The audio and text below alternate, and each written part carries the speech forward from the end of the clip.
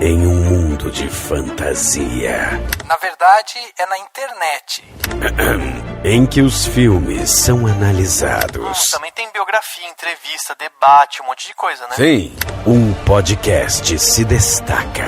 Podcast Cinemação. Só no cinemação.com.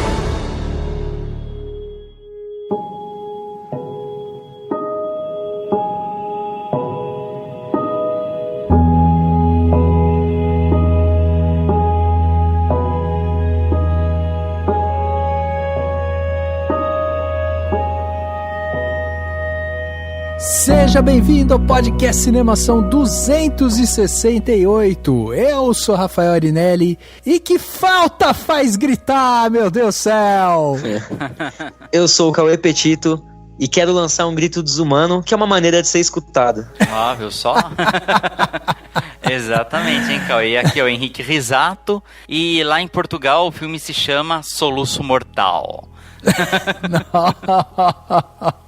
Que preconceito gratuito com os nossos queridos portugueses. Ai, faltou o sotaque, né? O soluço mortal. Soluço mortal. Ora, pois. Soluço mortal. Eu sou Daniel Cury e eu não sei se eu sobreviveria muito tempo num mundo desse, porque eu ronco pra cacete quando eu durmo. É verdade. Cara, o Daniel ia sobreviver imagina... o primeiro dia, tipo, a hora que ele fosse dormir, ele morreria, aí beleza. Pelo menos eu ia morrer dormindo, né? Tem uma galera discutindo os peidos, né? Tipo, como faz pra peidar. Cara, eu ia falar isso agora, flatulência, sei lá.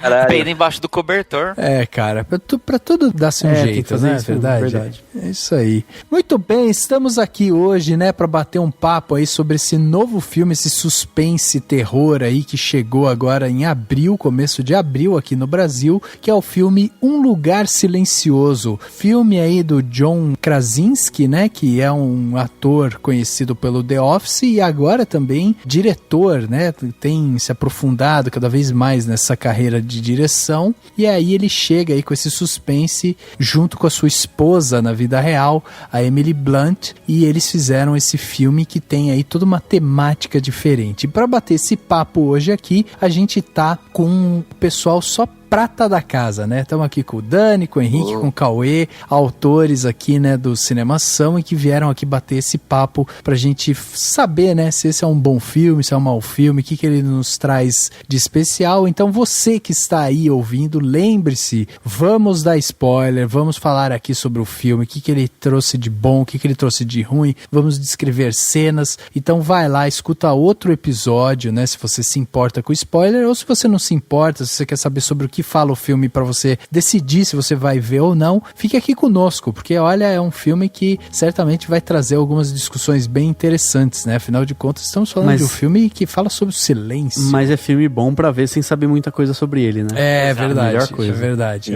É um filme que depende de fatores externos, na verdade, porque depende de com quem você vai assistir e o silêncio que tem ao redor também. É verdade, isso aí. Sim. E um bom cinema, né? Sempre bom frisar que você precisa ir num bom cinema, porque afinal de contas, né, se for no cinema mequetrefe aí, você vai perder muito da experiência do filme. Então vamos bater esse papo aqui sobre Um Lugar Silencioso logo depois do quadro Repercussão. Confira o que rolou durante a semana. Eu começo. Agora no Repercussão.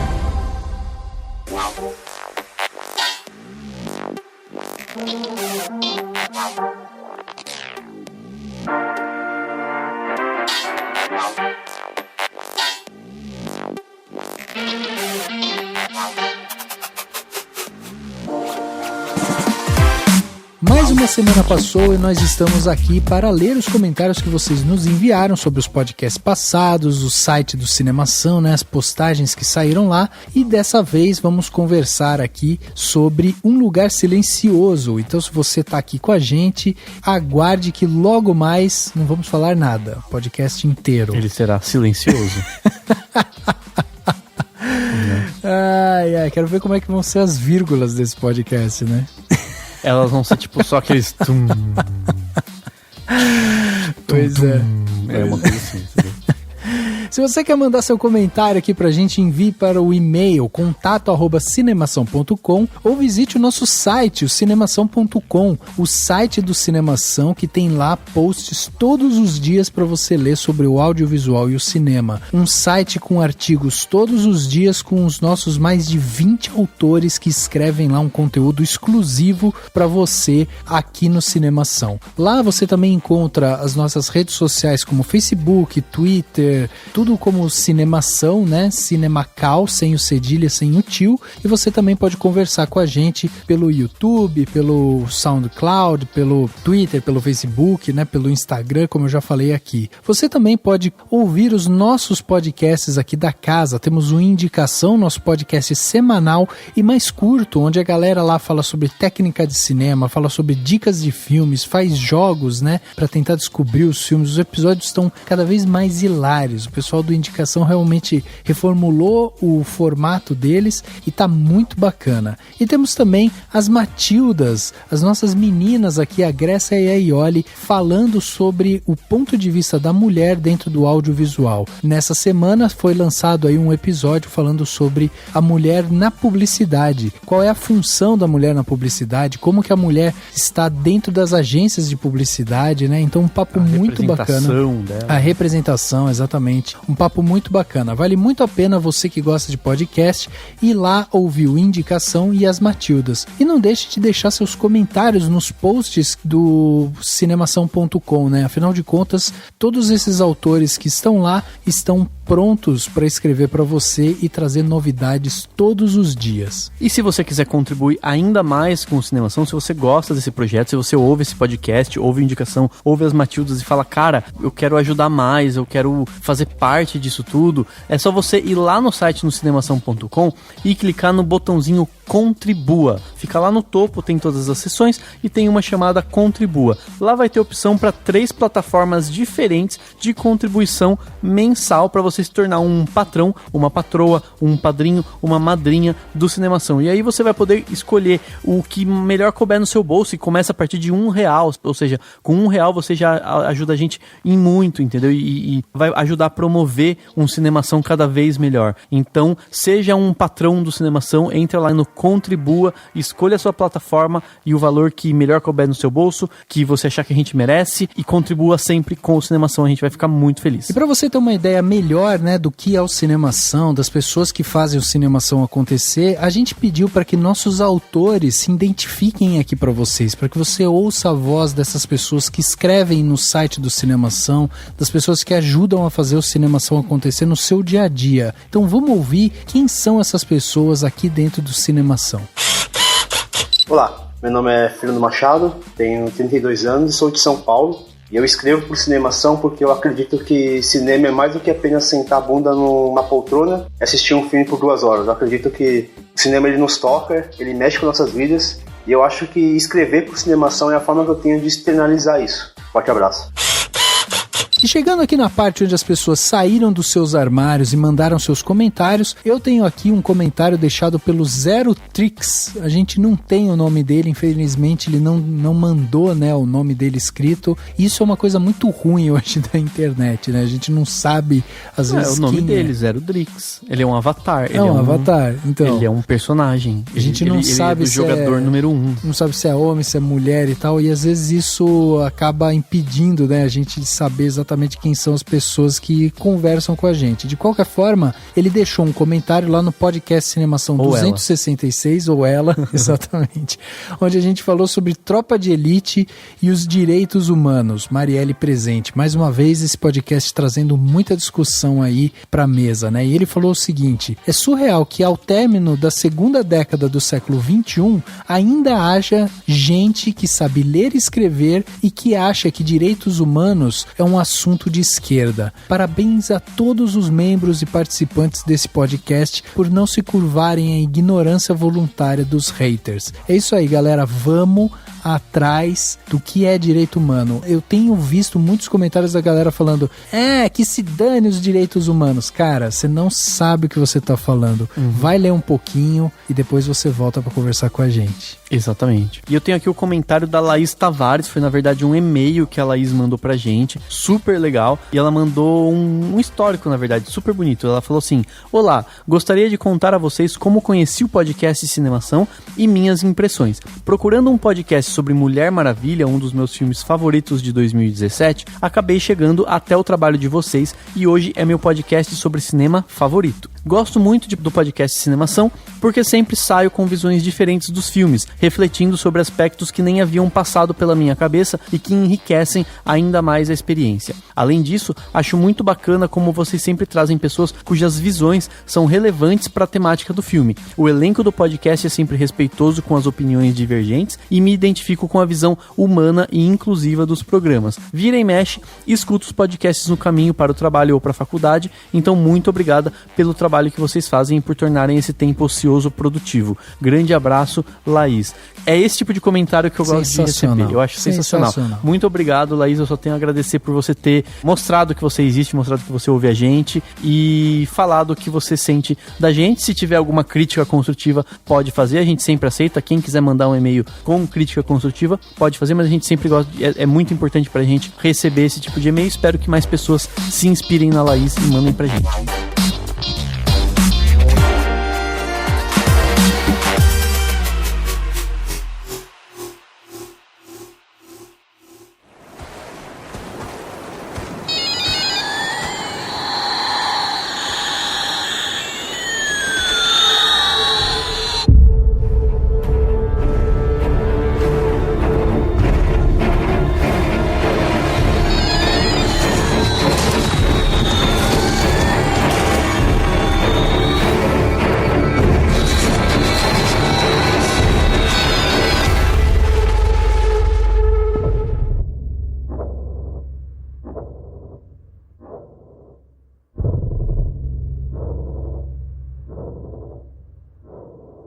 Chegava aos cinemas no dia 5 de abril de 2018 o filme de John Krasinski, o nosso Jim do The Office. Ele foi lá e fez um filme, um suspense, um terror, né? Trouxe sua esposa, Emily Blunt, falou: amor, dá uma força lá pra mim, pô, tô começando aí esse segmento de suspense, terror e tal, seria bom ter um nome forte, né, na atuação.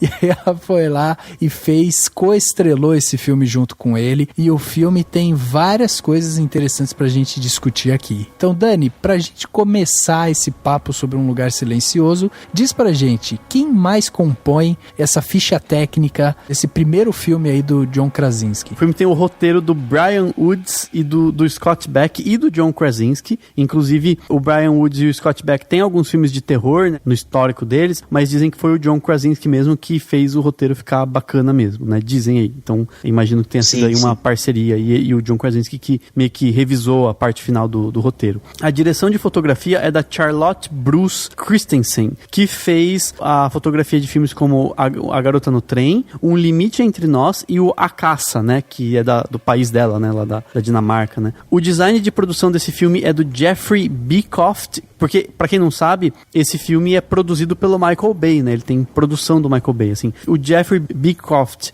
fez o design do 13 Horas, Os Soldados Secretos de Benghazi, que é um filme com o John Krasinski, né, como ator, e é dirigido pelo Michael Bay. E o Beecroft, esse designer de produção, também fez dos filmes lá do Transformers. Também tem Os 12 Macacos e Dança com Lobos no histórico da carreira dele. Você falou do Michael Bay, né? A produtora dele é a Platinum Dunes, e tem muito filme de terror bom dessa produtora, né? Tem o remake lá do Massacre da Serra Elétrica, lá de 2003. Agora, até recentemente saiu o trailer, vai ter a primeira noite de crime, que seria assim, o primeiro evento que teve, que também é da Platinum Dunes. Então, é uma produtora de filmes de terror que tá assim, não em ascensão, mas que tá no topo faz muito tempo já. Sim, sim. É só o filme não ser dirigido pelo Michael Bay que fica bom. Brincadeira. Ou não. Né? Brincadeira ou não, boa, Dani. Só pra citar o finzinho, né? A trilha sonora do filme é do Marco Beltrami, que ele fez a trilha de Eu, Robô, Guerra Mundial Z, Wolverine Imortal, né? E a montagem é do Christopher Telefsen, que fez a montagem de filmes como Joy, aquele Moneyball, né? Com o Brad Pitt, e o Máfia no Divã, entre outros filmes, claro. No elenco a gente tem a Emily Blunt, o John Krasinski, a Millicent Simmons, que inclusive é surda mesmo, né? Na vida real. Sim. E o Noah Jupe, entre os principais, né? Tem alguns outros atores que fazem pontas pequenas, mas esses são os que mais aparecem e que a trama é toda centrada neles, né? O Noah Jupe, pra quem não sabe, ele é o menininho do Suburbicon e o amigo do Extraordinário, e ele vem despontando aí como uma estrela mirim que vai muito bem. E a Millicent Simmons também fez um filme recente, que é o Sem Fôlego, né? Que foi muito elogiado também pela atuação dela. Ela é uma atriz surda, então isso é bem legal também. O Extraordinário, inclusive, que tem podcast aqui inteiro, né? Falando sobre esse filme, podcast 257. Então, pra quem quiser ir ouvir, né? Um pouco sobre esse outro filme, é um filme com uma temática completamente diferente dessa que a gente tá falando agora. Acho interessante da gente frisar algumas coisas aqui, né? Nessa ficha técnica, antes da gente partir pro filme propriamente, que tem algumas coisas bem interessantes, né? Então, por exemplo, toda essa parte de câmera, né, cinematográfica e tal, que tá aí na mão da Charlotte Christensen, né, que foi essa dinamarquesa e tal, que fez A Caça, cai na mão de uma mulher que tem uma experiência muito legal justamente num filme que tem como base o suspense, porque A Caça, ele é um filme que precisa trabalhar de uma forma intimista, né, afinal de contas ele precisa trazer a discussão lá se o professor é um pedófilo ou não e tal, mas ele também precisa trabalhar de uma forma muito solitária, né, ele acaba trazendo uma discussão em cima justamente disso, assim, o que esse professor fez ou não fez e tal, e a visão desse professor dentro de uma comunidade. Então, assim, ela já tinha uma experiência muito bacana nesse sentido de você ter uma câmera íntima, tipo, focar em poucos personagens. E você percebe esse trabalho dela sendo repetido quando a gente vê A Garota no Trem, quando a gente vê também Fences, né, que foi aquele filme com Denzel Washington. São todos trabalhos de uma mulher, com um trabalho cinematográfico dela ali, né, operadora de câmera e tal, que tá ali. Diretora de fotografia. Diretora de fotografia, que acaba sendo um trabalho que tem uma linha muito peculiar, eu acho, porque é justamente isso, assim, são filmes focados em personagens muito pontuais, às vezes um elenco muito curto e, sabe, com detalhes assim que, tipo, a câmera dela precisa ser precisa nesse momento, porque se ela distrair um pouco, às vezes ela acaba contando mais do que precisa na cena. Então acho que foi uma escolha muito acertada do John Krasinski trazer a Christensen aí pra fazer essa parte de fotografia e tal, porque realmente a experiência dela conta muito e a gente vê isso no filme, né? Então é muito bacana. É legal, não querendo puxar o saco, mas é da hora. O legal de depois que eu fui linkar o texto no arquivo do Cinemação, a gente descobre uns textos, às vezes, sei lá, é de 2013 esse texto. É do Rafa, inclusive. Tipo, é muito da hora ver o formato do texto, tudo, enfim. Então, porque a gente acaba vendo semelhanças, né, em obras que às vezes você vê, tipo, pessoas que trabalham em mesmas obras, você vai vendo que esse linguajar, eles convergem para uma coisa maior, né? Então isso que é legal, você vê como aquela equipe vai se formando e vai trazendo pessoas que têm mais ou menos a mesma ideia de cinema, e aí a obra acaba sintetizando muito, né, a visão de cinema dessas pessoas. E eu acho que também outra coisa interessante da gente ver é que o John Krasinski, ele é um cara que dirigiu muito pouco, já tinha produzido algumas coisas, mas ele tinha e tem, né, como grande virtude na sua atuação justamente a parte visual e física. Ele é um cara muito expressivo, assim. E aí ele resolveu fazer um filme em que, de repente, lente, não tem tantos diálogos, em que a parte expressiva precisa ser ressaltada ali na tela, é muito interessante, né, da gente ver isso. Todos eles têm que transmitir os sentimentos, principalmente ele e a personagem da Emily Blunt, com os olhos, com o rosto, que nem a gente vê durante o filme. Ela, principalmente a Evelyn, né, que é a personagem da Emily Blunt, ela passa por situações que, qualquer um berraria, desesperaria. E você vê, ela demonstra dor, ela demonstra angústia, mas sem emitir som, né? Assim, com o olhar. Isso, o trabalho da atriz é fantástico. E do John Krasinski também. É muito interessante. Até ano passado a gente teve o Corra. Sim. Esse ano com esse, acho que é meio que uma prova de que pessoas do humor conseguem ir pro terror, né? É verdade. Porque o Jordan Peele também é do humor, foi pro terror, pro thriller, esse também. Então é interessante pensar nesse paralelo, né? Assim, apesar de que, se a gente fizer um paralelo, porque assim, Corra saiu mais ou menos nessa época também, né? No ano passado e tal. E também foi muito bem em bilheteria, né? Quando ele abriu, né, as bilheterias, quando ele estreou e tal nos Estados Unidos. Mas o paralelo maior aqui é que a gente tem em Corra um discurso social muito mais forte do que esse, né? Esse então... não, esse é mais uma questão do relação pai e filho, relação proteção, né, da família. Mas e aí tem inclusive isso que eu acho muito interessante também, porque perguntado pro Krasinski, você gosta de filme de suspense? Ele fala, não, eu não gosto, eu detesto filme de suspense, eu levo susto, eu não gosto e tal. Ué, mas por que você fez então um filme de suspense? Ele falou, porque pra mim isso não é uma história de suspense, é uma história sobre uma família tentando sobreviver a uma situação completamente atípica e tal. Então ele queria, na verdade, retratar mais isso. Mas ele falou, né, que ele gostou, que ele passou a gostar, né? Porque ele começou a pesquisar muito. Ele falou que se inspirou muito no Tubarão, do Spielberg, né? Porque a questão de não mostrar a criatura, etc. Tubarão, o Alien de que o medo e o não aparecimento da criatura assusta muito mais do que a criatura em si, né? Exato. É a iminência da chegada dela que mais assusta do que a criatura em si. E a iminência também aliada ao apego aos personagens, né? E tipo, no Tubarão você teme pelas pessoas, principalmente até pelo ponto de vista do capitão, né? Eu não me lembro do nome do personagem principal, mas o fato de você se portar com os personagens já em si aumenta mais o medo, né? Exato, ele foi muito feliz. A gente percebe que é uma direção muito sóbria, assim, consciente do que ele queria fazer. Isso que eu acho mais interessante. E falando um pouco em números, né? O filme foi feito aí com 17 milhões de dólares e na sua abertura nos Estados Unidos ele faturou 50 milhões de dólares aí. Então, ou seja, é um filme altamente lucrativo, né, para sua produtora. E hoje, no mundo, ao redor do mundo, o filme já faturou aí 71 milhões de dólares. Eu fiz as contas aqui, a gente tá falando de um filme que já teve 400% de lucro em cima do que ele foi produzido. Ultrapassou Corra, né? Ultrapassou Corra, exatamente. É uma mina de ouro, né, esse filme. E é uma vertente de filmes de terror que ela é lucrativa e, graças aos bons deuses, ela não parece que vão se tornar franquias, como aconteceu com o Corra também. É um excelente filme de terror, com começo, meio e fim. Você entende, ele passa a mensagem, acabou. Precisa ter o Corra 2, ou Um Lugar Silencioso 2, 3, né?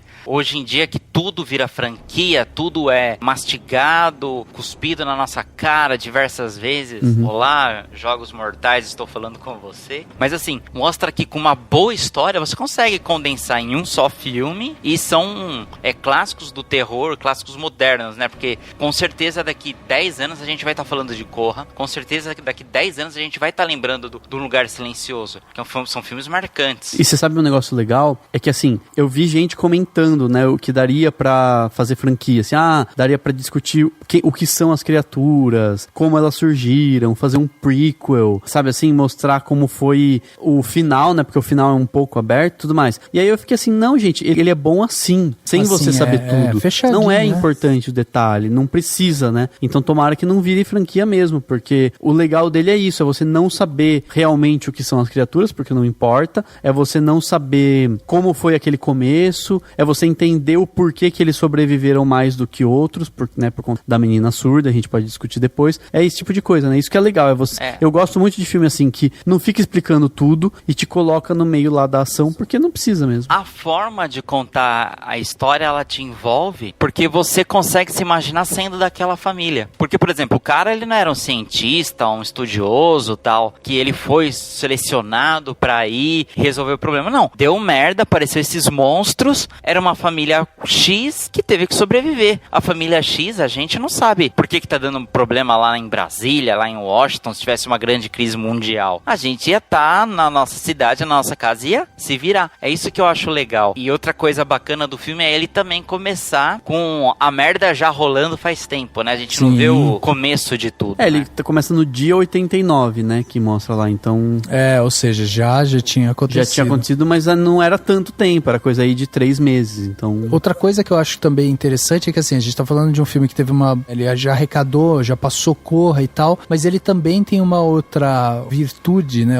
Uma vantagem em relação a Corra, é justamente que ele tinha 2 atores ali que são conhecidos, né, do público. O John Krasinski por The Office e a Emily Blunt, que já fez vários e vários filmes. Então, assim... Diabo Veste Prada. Inclusive, essa que é a questão, né? Porque Corra foi um fenômeno porque ele também não tinha atores tão conhecidos. Por isso também que ele acabou tendo, né, maior relevância por isso. A história dele acabou, né, sendo mais forte do que propriamente os nomes que o fizeram ali. Agora, vamos então falar um pouco sobre o filme em si, né? A história, os atos, as cenas e tal. Mas antes, vamos trazer aquela sinopse, né, Henrique? Sobre o que fala Um Lugar Silencioso. Vamos ver se a sinopse criada por mim vai dar certo. Um Lugar Silencioso, ele acompanha a família Abbott, que vive numa fazenda no interior dos Estados Unidos, em um mundo que passa por um período de pós-apocalipse. A família deve manter silêncio o tempo todo para poder sobreviver. Sem qualquer spoiler, esse é a sinopse do filme. É isso aí, perfeito. Eu acho que o filme ele já começa de uma forma muito corajosa quando nas primeiras cenas ele já te introduz naquele drama, né? Primeiro de uma forma muito sutil, porque você tá vendo a cidade, tá vendo que aconteceu alguma coisa e tal, então você vai percebendo, né, aquele ambiente caótico e tal que tá ali, que se instaurou ali e por isso a humanidade não prosperou. E aí ele acaba sendo corajoso porque de cara, ele mata uma criança, sabe? É como se ele falasse assim, aqui não vai ter limite, entendeu? Aqui a gente, ninguém está salvo. Então assim, se começasse o filme um pouco depois, com a família lamentando, ou simplesmente eles fazendo um carinho numa foto, ou relembrando do filho que, sabe, foi morto e tal, a gente não ia ter tanta tensão ao decorrer do filme como teve. Só que em paralelo a isso, ele acaba também se debruçando em algumas coisas que, vamos dizer, entre aspas, né, são clichê do ser humano, que é matar uma criança, ter uma mulher grávida, né? Você tem algumas coisas ali que, tipo, não é típico... Não, é clichê do ser humano de você se preocupar com aquilo, entende? Então, assim, ele usa elementos que são muito naturais nosso. Então, o espectador vai se importar com a vai criancinha. se importar, exatamente. Com a mulher grávida. Exatamente. Entendi seu ponto de vista. Não acho que seja um demérito, assim, mas eu acho, assim, que ele foi feliz nesse sentido, de, tipo, a primeira cena mata uma criança, então ele já deixa claro pro público, ninguém está salvo, e em seguida, a cena seguinte, você já vê a Emily Blunt grávida. Então você já fala, caralho, matou uma criança e agora você tem uma grávida ali. Então, tipo, ele te dá elementos que deixa o ser humano muito fragilizado, entendeu? E o senso de sobrevivência precisa ser levado a um grau acima do normal. Entendeu? E você já começa, e sem ele dar muito, alardear muito, você já começa a se preocupar com como ela vai ter esse bebê, né? Sim. Tudo mais. Exatamente. No começo do filme, na hora, eu já lembrei do recente sucesso do ano passado, que foi It, a Coisa. Que nos primeiros 5 minutos tem uma criancinha que é mutilada e assassinada na tela, assim, sem nenhum pudor. Você vê aquilo. E esse filme já mostrou na hora, eu falei, nossa, vai começar que nem o It, ou seja, já vai ficar tenso, né? A criancinha morreu, fudeu. E assim, já com essa morte, você já pega vários elementos que são mostrados pra gente, né? O mais interessante é que a gente descobre que a personagem da Millicent Simmonds, que é a Regan, ela é surda, né? E a gente descobre isso, a gente espectador, de uma maneira muito fantástica, porque a gente tá vendo que tá todo mundo quietinho, a gente acompanhou uma cena, né, que se passou no supermercado, ele só na linguagem de sinais. Aí você vai por personagem ouvindo só o barulho da natureza. Chega nela, não tem barulho. Você fala, opa, peraí. Mas eu fui burrinho, eu demorei bastante pra perceber isso. Não, tranquilo. Eu demorei, aí depois eu vi o negócio, eu achei que ouvia, mas não ouvia tanto, enfim. Ou achei que todo mundo ia começar a usar aquilo lá pra tentar ouvir melhor, sabe? Alguma coisa nesse sentido. Então eu demorei pra sacar e falar assim, não, ela é surda mesmo. Entendeu? Talvez isso demonstre uma sutileza mesmo do trabalho de som do filme, que ele realmente não é excessivo o agudo que eles têm, quase que um som muito característico que representa a surdez. Ele existe, e eu percebi no caso, mas é sutil realmente e é muito foda isso. Eu acho muito foda isso.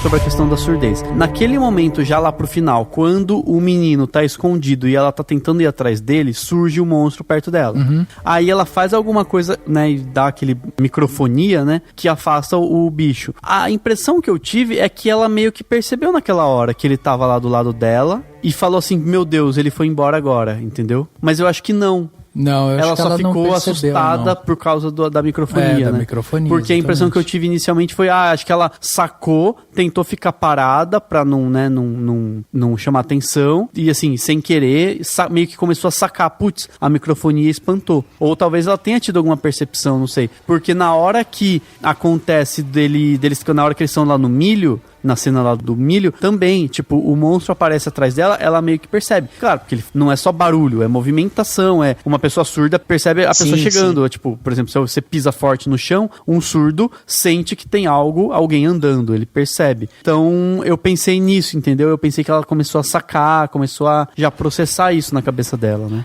Eu acho que ela descobre também, junto com a gente assistindo, né? Que aquilo ia ter algum efeito. Agora, pra quem tá ouvindo o podcast, se por acaso não assistiu o filme, só pra entender assim, ela tem o problema de audição, e o pai dela, que não é o personagem do John Krasinski, ele tem tipo uns tutoriais, assim, ele tem uns livros, algumas coisas que ensinam como, não a fazer, mas como talvez restaurar alguma coisa assim, os aparelhos auditivos. Então ele fica fazendo teste, e nunca funciona. E daí, por acaso, né, pra história andar pra frente, põe que a frequência, que é aquele aparelho de surdez, que não funciona pra ela ouvir, mas a frequência que tá é a mesma frequência que os monstros emitem. Então isso daí acaba virando uma arma contra os monstros, né? Assim como em Marte Ataca. Isso, exatamente. Esse filme é Marte Ataca. Isso, é verdade, é verdade. Agora, o Henrique falou, eu acho que ela percebe quando a gente percebe. Não, ela percebe depois, porque a gente acaba percebendo porque um monstro, a gente vê o monstro atrás dela. Ela não vê. Ela tá de costas ela nessa tá de cena, costas, não tava mais lembrando. Ela sente essa microfonia, aquilo ali incomoda ela, né, ao ponto de ele sair correndo e tal, e ela não percebe ele ali, tanto que ela continua andando pra frente e tal. Agora, só dando um pouco, né, de nomes aos bois, é óbvio que o departamento de som é gigantesco, tem pessoal do cabo, tem pessoal que é mixer, tem pessoal que, né, é supervisor e tal, mas a gente tem, por exemplo, o Alan Zaleski, que é o Sound Effects Editor, né, o cara que faz os Sound Effects ali, e a gente tem 2 supervisores de Sound Editors lá, né, que é o Eric Adahal e o Ethan van der Heen, que é um holandês. Então, assim, a gente tem um departamento muito forte e eu acho que a brincadeira que eles fazem com o som, eles acabam trazendo, de uma certa forma, até alguma coisa ali de found footage, você não acha, Cauê? Tipo, uma coisa de você tentar trazer pro espectador essa visão dos personagens. Não é exatamente o found footage com a câmera na mão. Sim, mas é o sensorial, realmente. O sensorial, exatamente. Eu acho ele, obviamente, acho que não no found footage, mas mas é a mesma pegada de colocar você no lugar dos personagens, e isso é refletido mesmo na primeira cena, onde você corta o ponto de vista de cada um dos personagens, e quando você tá no personagem da Regan, você realmente ouve o que ela tá ouvindo, que seria nada mais. E isso, na verdade, talvez seja uma das coisas que me tira um pouco do filme, quando a gente, por exemplo, é uma cena que me incomodou um pouco, que é a cena em que, acho que é um guaxinim, um bichinho é pego sim. ele tá andando e aí ele é pego, e realmente não é um ponto de vista de ninguém, é só a gente. Eu acho que quando ele foca simplesmente na família e no que eles veem e no que eles sentem, mesmo que ele tenha que mostrar algumas coisas como os aliens se perturbando e coisas como você mesmo falou, de a gente saber que alguma coisa acontece antes da personagem. Não, mas eu entendi, você perde esse senso de ser uma coisa mais sensorial mesmo, porque em alguns momentos ele te traz pra esse elemento de primeira pessoa, em outros momentos ele te coloca em terceira pessoa, até meio afastado, né, do que tá acontecendo. Isso, mas às vezes eu acho que isso não é, talvez seja o que eu esperava tipo, o que eu esperava desse filme, não o que ele é, e não tem nenhum problema, porque ele ainda é muito bom, muito foda. Entendi. Não, mas são pequenos momentos. São pequenos momentos, é uma coisa muito pequena, mas é que justamente eu acho que pelo resto ser tão eficiente, às vezes, enfim, nada demais mesmo, mas incomoda um pouquinho. Eu entendo isso que o Cauê tá falando, justamente porque, assim, quando ele te dá uma cena em que, de repente, o bicho pega um porquinho no mato, tipo assim, ele meio que desvirtua um pouco o propósito desse bicho, né? Porque, tudo bem, o bicho deve ter matado, então, não só os seres humanos, mas deve ter matado todo tipo de animal possível. Qualquer coisa que barulho, que faça barulho, né? Então, tipo assim, ele te afasta um pouquinho. Talvez ele ter fincado os pés nos personagens principais, nos 4 personagens, talvez fosse melhor nesse sentido de te trazer essa profundidade neles. Agora, de uma certa forma, ele consegue também te trazer essa profundidade, porque como a gente tá falando poucos personagens, tá falando de 4 personagens, e você tem tempo de tela pra eles, você entende a característica de cada um, você vai vendo como cada um se comporta e tal, você acaba tendo essa afinidade. E é como eu falei, ele acaba usando de, entre aspas, né, clichês humanos pra te sensibilizar, quando ele pega e mata uma criança, quando ele pega e coloca uma grávida na cena e tal. Então, tipo, ele tá meio que forçando um pouco a barra pra que você se sensibilize. E obviamente que você se sensibiliza, porque, né, do ser humano, essa questão de sobrevivência. Mas sabe qual é o lance? Tipo, tem por exemplo, um filme que foi realmente gravando aqui que eu me lembrei, que é o Alien vs Predador 2. É um filme, o filme é ruim, beleza? E realmente nesse filme tem uma cena onde tá um pai e um filho na floresta, caçando, inclusive lembra um pouco o clima, assim, do Lugar Silencioso. E aí o pai morre, aí o garoto fica com medo, aí o garoto morre também, e tem cena depois no filme que os aliens, eles matam grávidas, mas você realmente, e por mais que pareça isso, você acaba não sentindo nada, assim, mesmo que o ato seja de uma crueldade imensa, aquilo tá tão... Você não se importa com aqueles personagens, né? Você não se importa. Eu acho que aquela cena inicial mesmo, de tipo, mostrar como eles estão preocupados com aquilo, mostrar, por exemplo, a criança que quer levar o brinquedo, mas o pai, mesmo sabendo que ela quer, ele tem essas regras, ele tem que abrir mão de, às vezes,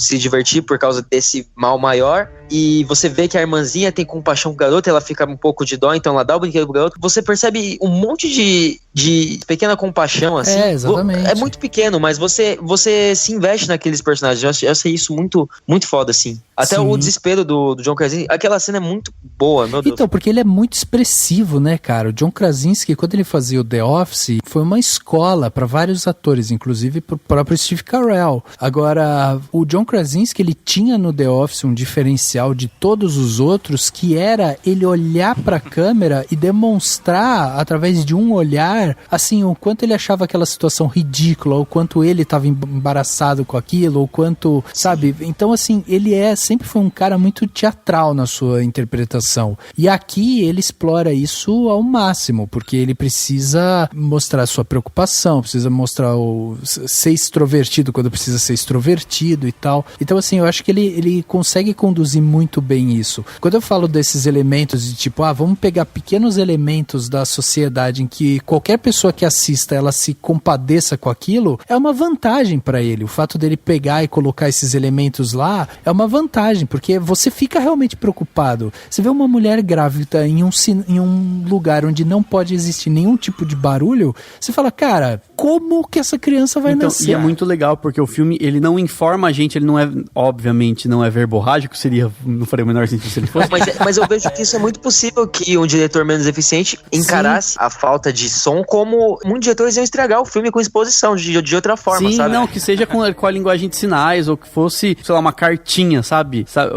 Focar numa carta explicando as coisinhas. Esse não, é tudo muito sutil, tem aquelas manchetes, tal, que ajudam a gente a se situar, e que acho que se não tivesse muita gente ia odiar, porque ia falar, meu Deus, mas não sei nada desses montes, de onde são, porque tem gente que precisa de alguma informação, mas eu acho que assim, ele escolhe o momento certo, entendeu? Então assim, o pouco de informação que ele dá, e quando ele precisa dar informação, ela é no momento certo. É no momento certo que a gente percebe que tem um lugar pro bebê ficar, entendeu? Tipo, eles não falam logo na primeira cena, ela tá grávida, aí mostra um quartinho e eles estão preparando um lugar meio que abafa o som e que evita nanã, e um berço que é quase um caixão pra coitada da criança poder chorar à vontade. Não, ela mostra no momento certo, no momento que ela, né, já tá pra ter o bebê e tudo mais. Sim.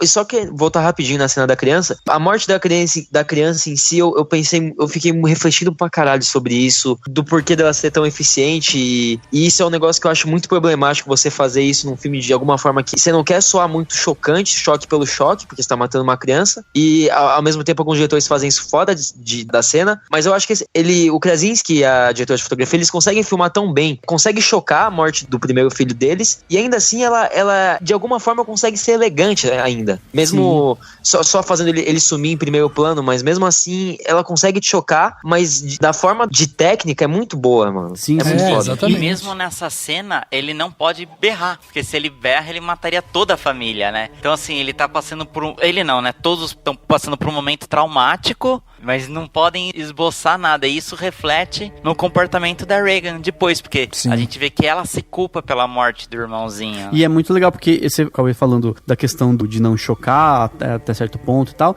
e é o corte perfeito, né? Eles cortam, e aí já mostra que passaram-se não sei Mais quantos de um dias. ano. Na verdade, é mais ou menos um ano, eu fiz um cálculo, porque... Pula de 89 pra 400 e tanto, né? Por aí, praticamente um ano, né, mais ou menos. Então, é um período que você tem, tipo, não precisou explorar a dor, né, do momento e tudo mais. E revela muito sobre personagens, o fato dela já estar grávida de tanto tempo, e de ter engravidado quase que pouco tempo depois da morte do filho, como se ela quisesse não substituir ele, mas... acho que eu vou usar o substituir ele, assim, eu não queria... Mas como forma de luto mesmo, assim, sabe? Como... Não, mas seria, assim, alguns meses depois, né, que o filho morreu, ela teria engravidado, né, aí, sei lá, foi um ano, então, são uns 2-3 meses. Mas eu acho que isso não é muito discutível, né, porque é quase que natural, assim, não é... Exato. Num mundo pós-apocalíptico não tem pílula anticoncepcional, então... Não, sim, mas eu acho que essa não foi uma gravidez planejada, assim, eu acho, sabe? Pode ser. Pode ser. Mas assim, e tem outra coisa, a gente precisa entender que a gente tá falando de uma sociedade que passou por um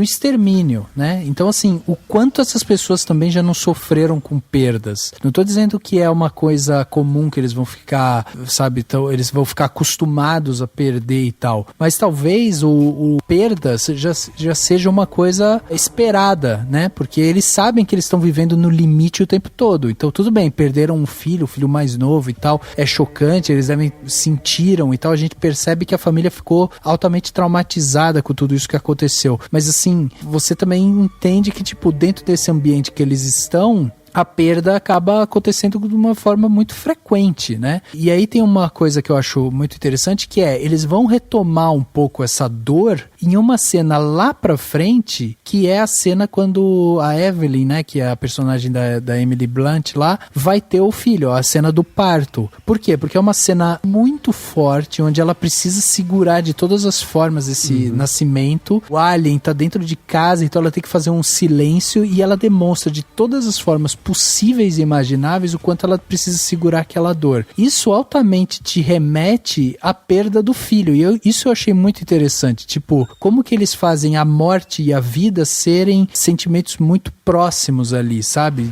O Sim, nascer. em ambos os momentos o pai tá correndo, o primeiro pra impedir algo e o segundo pra permitir que o filho dele nasça, sabe? Exatamente.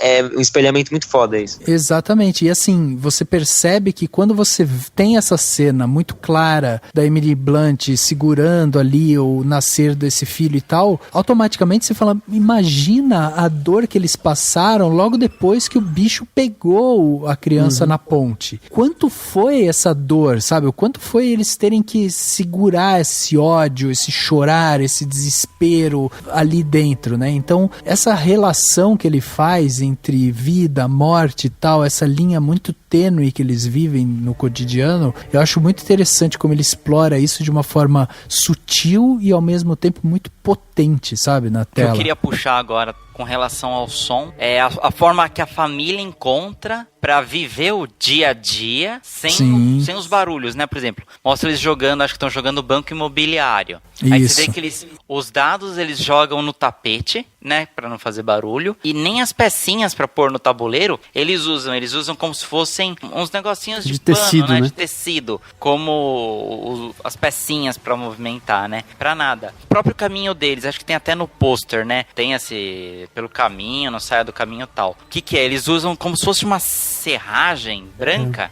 É uma areia. Areia branca, né? Pra determinar o caminho. Por quê? Você vê que é um lugar lá montanhoso, um lugar rural dos Estados Unidos, que pra eles não pisarem em cascalho, né? Pra eles em folha seca, coisas que fariam um barulho anormal. Tudo isso é muito interessante. E andam descalço. E tem um negócio que eu reparei, que na hora me deu uma agonia, mas na verdade não faria o menor sentido se eles fizessem isso, que é eles não fecham a porta. Eles entram na casa, eles não fecham a porta em momento algum. Por quê? Porque fechar a porta vai fazer barulho, geralmente faz ranger, né?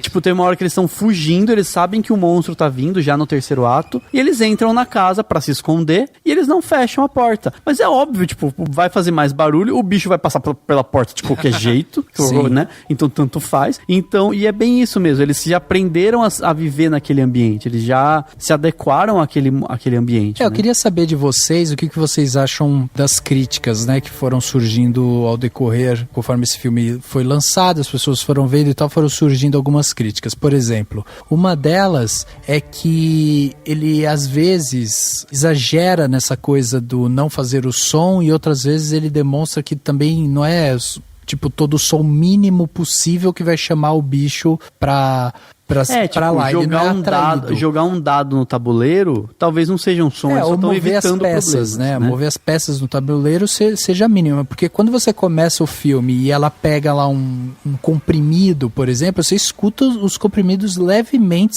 se tocando. Será que isso é um barulho tão mais alto, tão menor do que a criança pegar a pecinha no tabuleiro e colocar? Tudo bem, daí tem a criança, às vezes ela não tem noção, né, de espaço, pode bater um pouco mais forte no tabuleiro e tal, tudo bem, é precaução, mas existe essa crítica nesse sentido de, a gente não sabe exatamente o limite de som que aquele bicho poderia avançar, entendeu?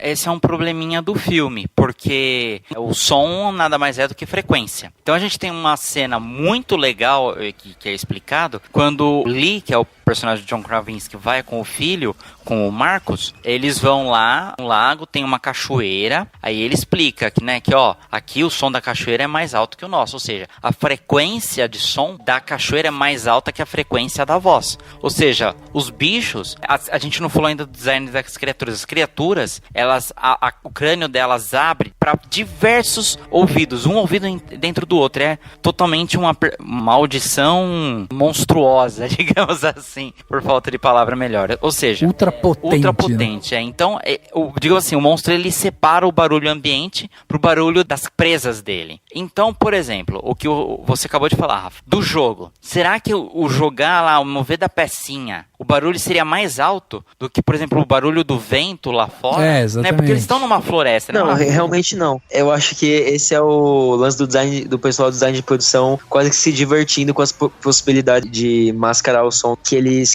tinham em mãos, assim.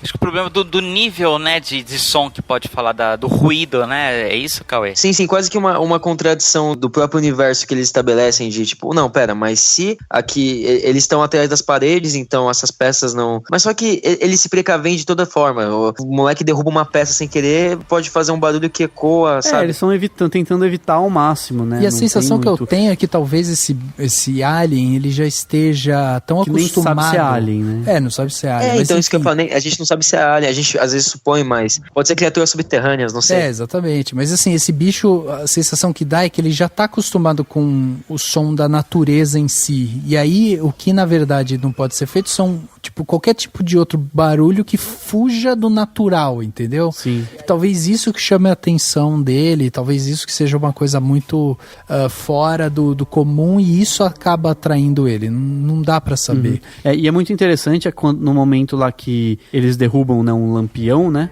Sim. Ele é derrubado e tal. É muito interessante até observar, tipo, em qualquer lugar hoje no mundo, na normal, se você derruba um lampião, uma criança derruba um negócio daquele, qual que é a preocupação? É com o fogo. Vai pegar fogo na casa, a criança vai se queimar, né? E isso é a última preocupação deles. A preocupação é o barulho que aquilo fez ao cair. Então é bem interessante como que mudam as percepções do que é perigoso, né? Sim. Isso é engraçado, né, Dani, que você falou, porque na verdade ele muda a percepção do espectador, né? Não é só dos personagens. Sim, você quase que sai esse filme, você quase sai falando baixinho, né? Exatamente. E quando você vê o lampião caindo, você também não pensa no fogo. Você pensa, caralho, fez um barulho da porra ali. É, porque exatamente. tá tudo silencioso, Sim, né? sim.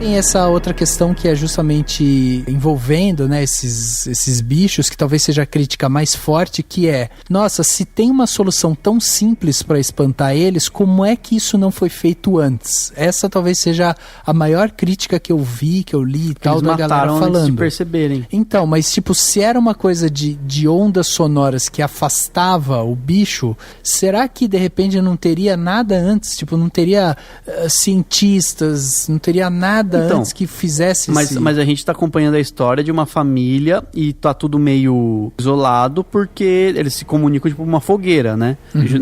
Aquele jeito mais bem antigo, né?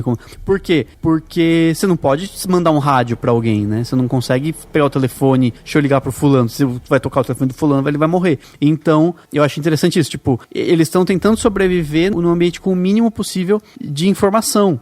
Então você não sabe o que tá acontecendo de outro lado. De repente o governo lá tá tentando combater esses monstros e já descobriu. De repente algum cientista já tá fazendo isso, entendeu? Você não tá... a gente só tá acompanhando o ponto de vista deles. E tem o fato de que, tipo, pensa, essa família só sobreviveu porque eles conversavam em língua de sinais. Então, provavelmente, em vários momentos, 90 dias que a gente não viu, eles sobreviveram, se saíram melhor do que as outras. Tipo, é uma vantagem quase que darwiniano, né? Isso, tipo, uma vantagem evolutiva deles, de falar a língua de sinais.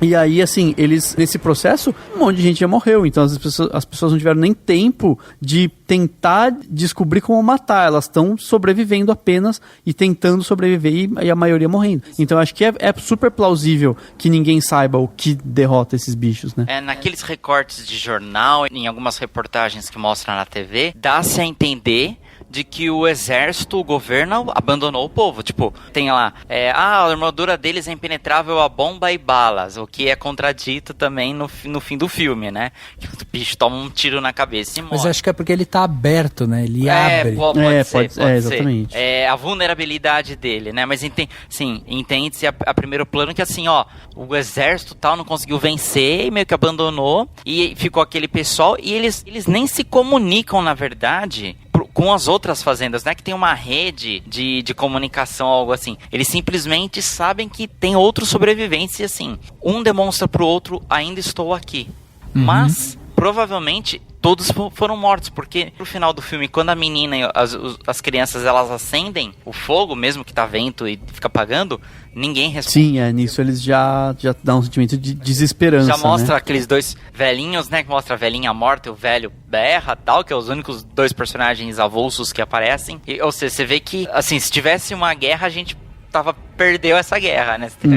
contra as criaturas. Eu super compro essa ideia de que, como a gente tá pegando um recorte da história, falar que, como que não mataram esses bichos antes e tal, a gente não tem informação, a gente não sabe quantos bichos apareceram, a gente não sabe quanto essas pessoas lutaram, a gente não sabe. Eles podem ter matado a maioria desses bichos e sobraram alguns, por exemplo, Sim, entendeu? tanto que tem um momento que mostra, tipo, na área são 3, então eles sabem que tem 3 nessa área, nessa região que eles vivem, então realmente você não sabe a quantidade, nada disso. E no final, inclusive, mostra muito mais, né, deles vindo. Sim, exatamente, muito Muito mais mais. que 3. Muito mais eu que entendi 3. que vinham 2. Não, acho que mostra aparece vários. Aparece vários, vários. Entendi que vinham 2. E até aí que entra outra coisa também relacionada ao som, que daí eu acho muito interessante. A gente tá falando de um lugar que você precisa fazer silêncio. A gente tá falando de um lugar em que qualquer barulho atrai uma besta que vai matar a pessoa que tá lá. E ela tem essa carapaça que é protegida, né? Que ela não consegue dar tiro. É um bicho super rápido, ágil, veloz. Tem essas garras que matam rapidamente e tal, lá. E aí você tem uma personagem, que é essa personagem da criança surda, que mesmo você tendo essa questão do som, né, você não poder produzir som, eu acho tão rico isso, tipo, você não pode produzir som, então teoricamente a personagem da Regan, que é essa menina surda, ela seria a personagem mais forte, talvez porque ela realmente não escuta. Agora, é contraditório, né? Porque, na verdade, o fato dela não escutar prejudica ela em algumas coisas, porque ela não pode, na verdade, produzir o som. Então veja que... Ela não identifica um som. Ela não identifica o som. Exatamente. E aí é tão rico isso, porque você fala... Você coloca todo, tipo, você ambienta o filme inteiro falando assim, não pode ter som nenhum. E quando você entra na personagem da Regan, que faz aquele, tipo, nada de som, te dá um desespero do tipo, caralho, ela não tá escutando nada. E aí você fala, mas não é pra fazer som mesmo, mas ela não tá escutando. Aí você fica tipo, nossa, sabe, é uma coisa tão... Era esse o motivo que o pai dela não queria que ela entrasse lá embaixo, naquele sótão. Exato. Tipo, isso que eu fiquei assim, meio assim, o que ela faria? Ela faria barulho sem querer? Ou ela ia ligar o rádio? Talvez. Poderia fazer barulho sem querer, né? Porque ela não sabe, ela poderia virar uma chavinha lá, vai acender uma luz, mas ela não sabe se está fazendo barulho. Então eu acho que isso é muito... Eu achei isso muito fantástico, assim, essa brincadeira que ele faz com o som, né? De você, tipo, ao mesmo tempo ser um calcanhar de Aquiles, e aí quando você tem uma pessoa que já ela não emite som porque ela não escuta, essa pessoa ela se torna frágil porque ela não sabe que ela está emitindo som.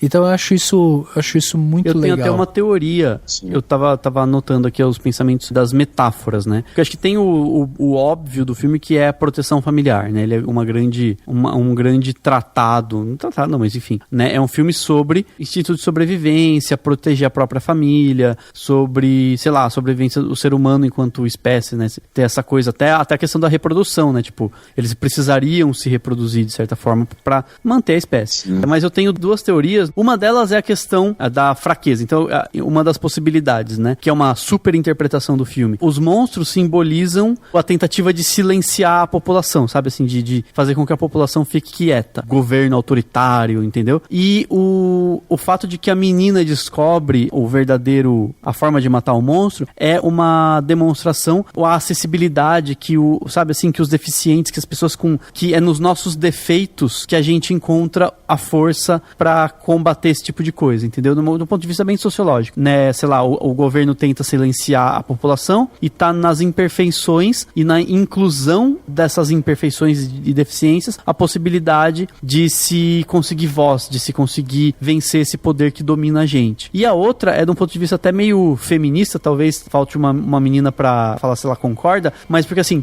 tudo bem que a Evelyn fala um pouco, né, durante o filme. Tem um momento que ela fala da proteção do dos filhos e tal. Mas de uma forma geral, você tem muito mais os homens falando, até o menino vai lá e grita na cachoeira, né, e o cara vai lá e grita na cachoeira, e eles conversam na cachoeira. Muito bonita essa cena. E no momento em que a Evelyn, né, que é a Emily Blunt, poderia ter gritado, ela não pode gritar de jeito nenhum, e ela consegue não gritar, quando ela, tipo, tá parindo e com um prego enfiado no pé. Então, ela não grita. Então, de certa forma, o filme pode simbolizar esse silenciamento feminino, né, o silenciamento da sociedade machista e tal. E o fato... Ela grita, né, quando que ela tem o filho, ela grita. Ela até grita na hora que tem o filho, e aí termina com as duas mulheres indo lutar contra eles, contra os monstros, Sim. e o menino segurando o outro menino que nasceu, protegendo, né, a prole. Então, até essa questão da de repente, um debate sobre a inversão dos papéis, ou não necessariamente esses papéis precisam ser o que sempre foram. Então, são super interpretações de metáfora que pode funcionar nesse filme. E eu acho que faz sentido, porque eu acho que esses filmes de terror em geral, eles nunca são sobre o que eles são, né? Eles sempre são sobre algo muito mais profundo. Aí não sei se faz sentido, e tem gente que talvez não enxergue isso, e não tem problema. Eu acho que é um negócio bem, como eu disse, super interpretar, é elevar a interpretação para outras sobre essa questão do machismo, achei que você falou muito bem, Dani. E eu pensei no começo, a hora que o pai vai pra cachoeira, o menino tá com muito medo. Sim. E a menina quer ir. E ele fala que não quer.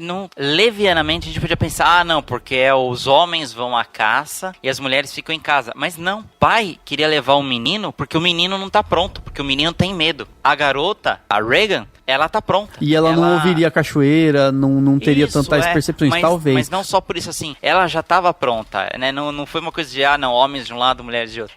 No início eu até pensei, será que é isso? Porque é o pai e o filho? Aí não, é porque ele tinha medo. Sim, mas não deixa de simbolizar. Você entende que uma cena daquelas, considerando, tipo, o passado rural que tanta gente tem e que a gente tem na nossa sociedade, quanto que a gente já não viu em filme isso, o discurso de mulher fica em casa e homem sai pra caçar. Vai a campo e a mulher fica o homem vai trabalhar e a mulher sim. fica na casa. Então, remete a isso. E é muito visível, né? Assim, quando você vê aquilo. Então, eu acho que tem esses... É bem assim, jogar com esses símbolos, jogar com essas metáforas para que a gente possa, de repente, pensar nisso. Né? Ele faz assim, parece que eu tô dizendo isso, mas na verdade eu tô dizendo outra coisa. Exatamente.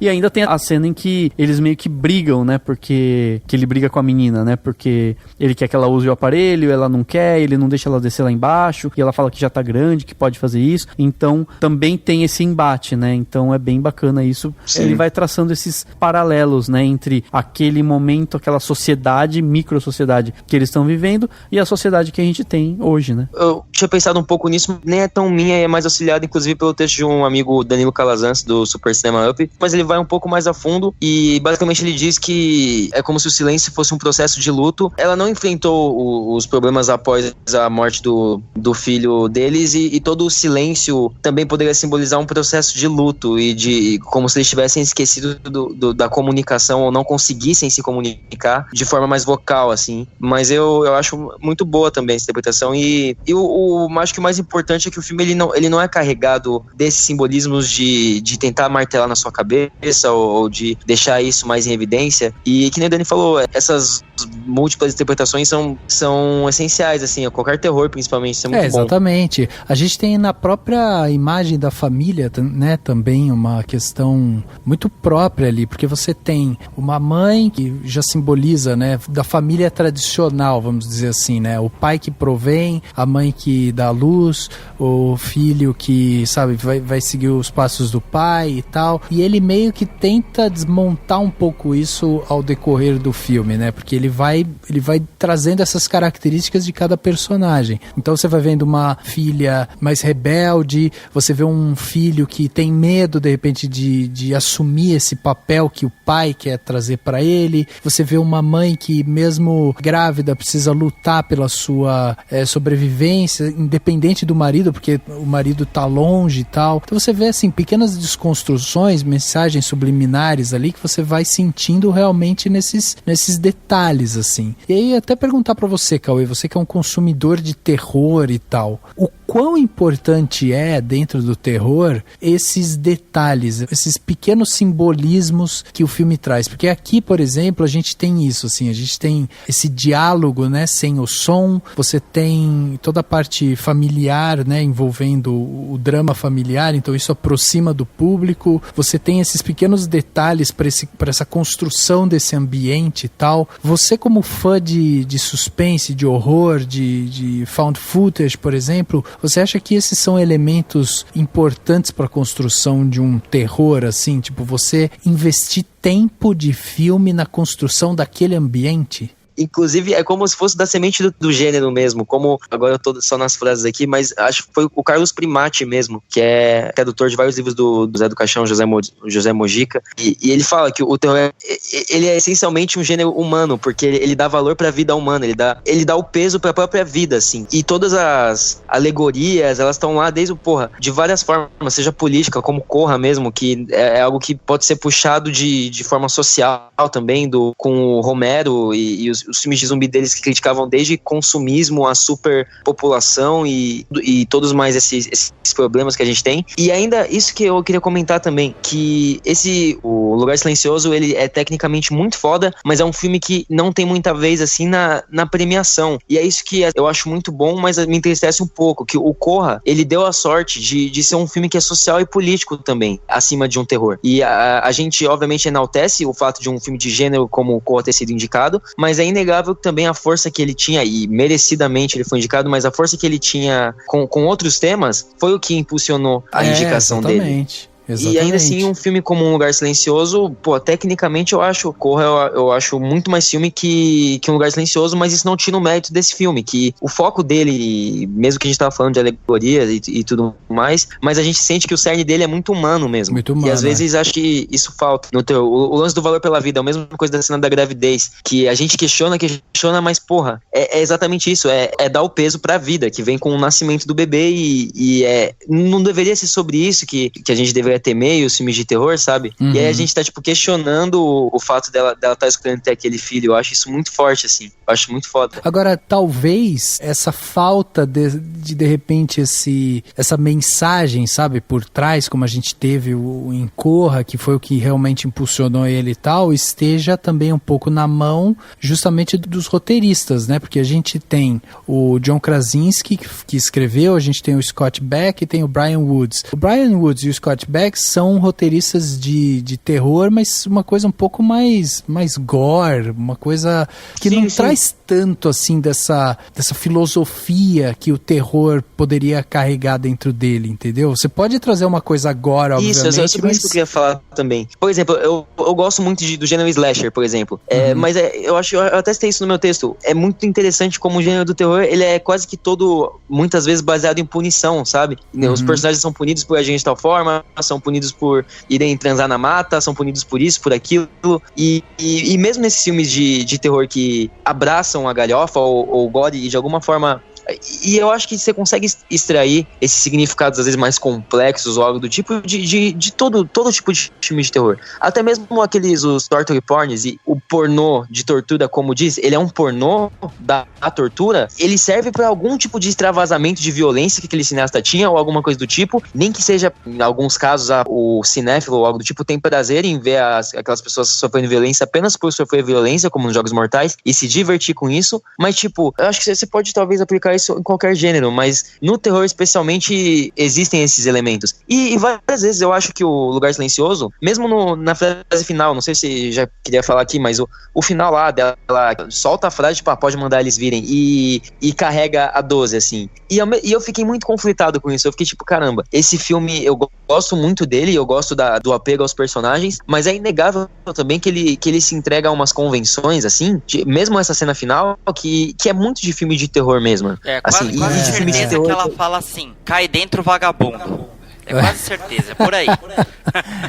Então, e aí eu tava conversando inclusive com um amigo recentemente sobre esse filme e questionando isso. Ele falou, mas se fosse que nem esses filmes de terror, que a gente vê que usam esse tipo de frase, e a gente se refere aos filmes de terror bons, ia ter uns 5 minutos das criaturas morrendo, assim. Mas eu não sei se eu concordei, porque eu acho que isso já acontece na cena anterior, na mesma cena, em momentos anteriores, quando ela de fato mata a criatura e concede meio que um pouco de prazer pra gente, eles estão revidando e as criaturas que tanto fizeram mal, elas matou uma e é uma forma de recompensa pra gente, sabe? E nem dá pra saber se ela venceria de todas, né? Porque às vezes vem um monte... Não, então, a gente não sabe. Sim. Cara, eu acho que nesse universo que eles apresentaram, onde tudo é muito mais realista do que convenção de terror, ainda que eu gosto quando o filme se entrega a essas convenções, por mais que isso contradiga um pouco da lógica do filme, eu fico feliz que eles reconheçam isso, sabe? Que eles mostrem a criatura, mesmo que, sim, no terror misterioso, assim, de tensão, mostrar a criatura não é bom, mas você tem que dar uma recompensa. Eu acho que eles mostram muito bem, né, assim, você vê mesmo em algum momento a criatura, você entende como ela eles não têm medo, não é uma escuridão total, você tem uma luz boa, uma fotografia ótima. Ele cria o suspense quando tem que criar, mas ele entrega, e isso, às vezes, por acaso de design, coisa, entre aspas, que não é tão simples, mas tá bom, às vezes por um design, você revela o monstro e ele deixa de ser assustador. Em alguns casos, como eu acho que é esse, ele adiciona mais ainda, você tem um medo, mas você observando aquela forma repulsiva, você acaba adicionando um pouco mais de temor, por ver a eficiência delas. E eu tenho um pouco de problema com a computação gráfica, mas a forma como as criaturas se movem, são apresentadas, eu acho que consegue ser eficiente, assim.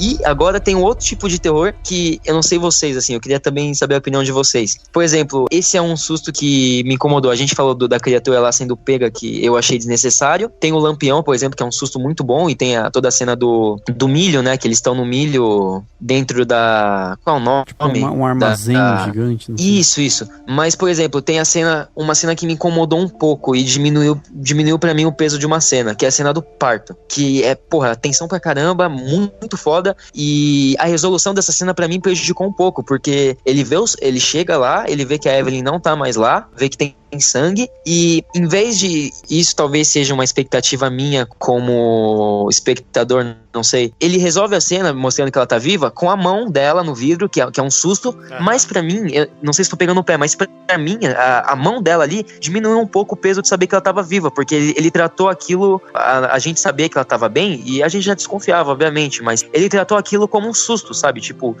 ela tá aqui, sabe, ela tá viva, isso é bom, mas só que você me deu um jumpscare da mão dela no vidro, assim. Talvez se ele tivesse encontrado ela caída chorando, seria muito mais impactante, né? Sei lá, ensanguentada com o bebê nos braços, algo assim, né? Não, sim, mas talvez seja esse algum dos probleminhas, assim, que como ele tem esse lado muito humano, e quase que filme de arte mesmo, na fotografia e no ritmo contemplativo, muitas vezes, às vezes essa transição pra mim, assim, do terror com o lance de arte, e novamente repetindo, eu gosto quando o filme abraça o terror de, tipo, somos um filme de terror, mas podemos ser como o Romero já fazia com os filmes dos mortos-vivos dele. A gente consegue ainda assim ser relevante, mas às vezes algumas dessas transições assim entre tipo, terror mais convenção e não, eu não sei dizer ainda realmente se é algo que eu não gosto muito, e eu tô muito conflituoso com isso, assim. Nessa cena não me incomodou e ainda me incomoda um pouco. Mas eu acho assim, Cauê, sabe por que não me incomodou? Porque, assim, ela tá ali naquele trabalho de parto, ela tá desesperada, tá sozinha. A hora que estoura os fogos e aí o bicho sai da casa e ela extravasa com um grito, porque ela vai dar o parto ali e tal, você imagina que depois ela pegou a criança, se levantou sangrando, sei lá o que, foi sem medo de fazer barulho ali, porque tava tendo fogos, né? Sem medo de fazer barulho, e aí ela ficou ali, quieta. Quando ela percebe que de repente o marido tá ali, ela coloca a mão no vidro, entendeu? Tipo, meio que, finalmente ele chegou, ele tá aqui e tal. E aí, tipo, foi isso. Agora eu entendo que de repente, pelo efeito sonoro, de você tentar forçar o susto eu acho que exagerou um pouquinho o efeito sonoro naquela cena, assim. pode ter tido realmente esse exagero nessa cena específica, mas eu não acho que seja um problema, assim, sabe? Não acho que seja uma coisa tão fora justamente por isso. E eu acho que uma das vantagens desse filme, que talvez traga aí, né? Por isso que eu acho que ele é muito mais um suspense do que um terror mesmo, né? Porque ele trabalha justamente com esses elementos silenciosos, mas no sentido de serem invisíveis. Então, assim, você passa 80% do filme, 90% do filme sem saber quem são esses bichos, o que realmente eles fazem, como eles se locomovem, quão rápido eles são. Você não sabe direito qual é a anatomia deles e tal. Depois de um momento que você percebe isso, aí você começa a perceber outras coisas, do tipo, agora que eles precisam realmente partir pra ação, como que eles vão fazer toda essa ação sem emitir qualquer tipo de som? E aí você também vai conhecendo toda essa engenharia que eles criaram. Eu achei aquela parte dela ir até o porão e ela ligar a luz vermelha, achei genial aquilo, porque eu falei, cara, lógico, eles precisam de uma comunicação. E até a cor vermelha, né, do terror. Exato, sim. Tipo, é morte, é perigo, é sangue, então, assim, tudo isso, toda essa engenharia por trás, eu acho muito boa e é isso, sabe? Tudo acontece de uma forma muito invisível. Você ainda não sabe direito como aquilo ali tá acontecendo e você meio que vai entrando na história pensando, caraca, o que eu iria fazer? Como que eu iria me comportar nisso, exato, sabe? E é uma imagem muito forte, né? Muito forte. É uma imagem muito forte. Eu até coloquei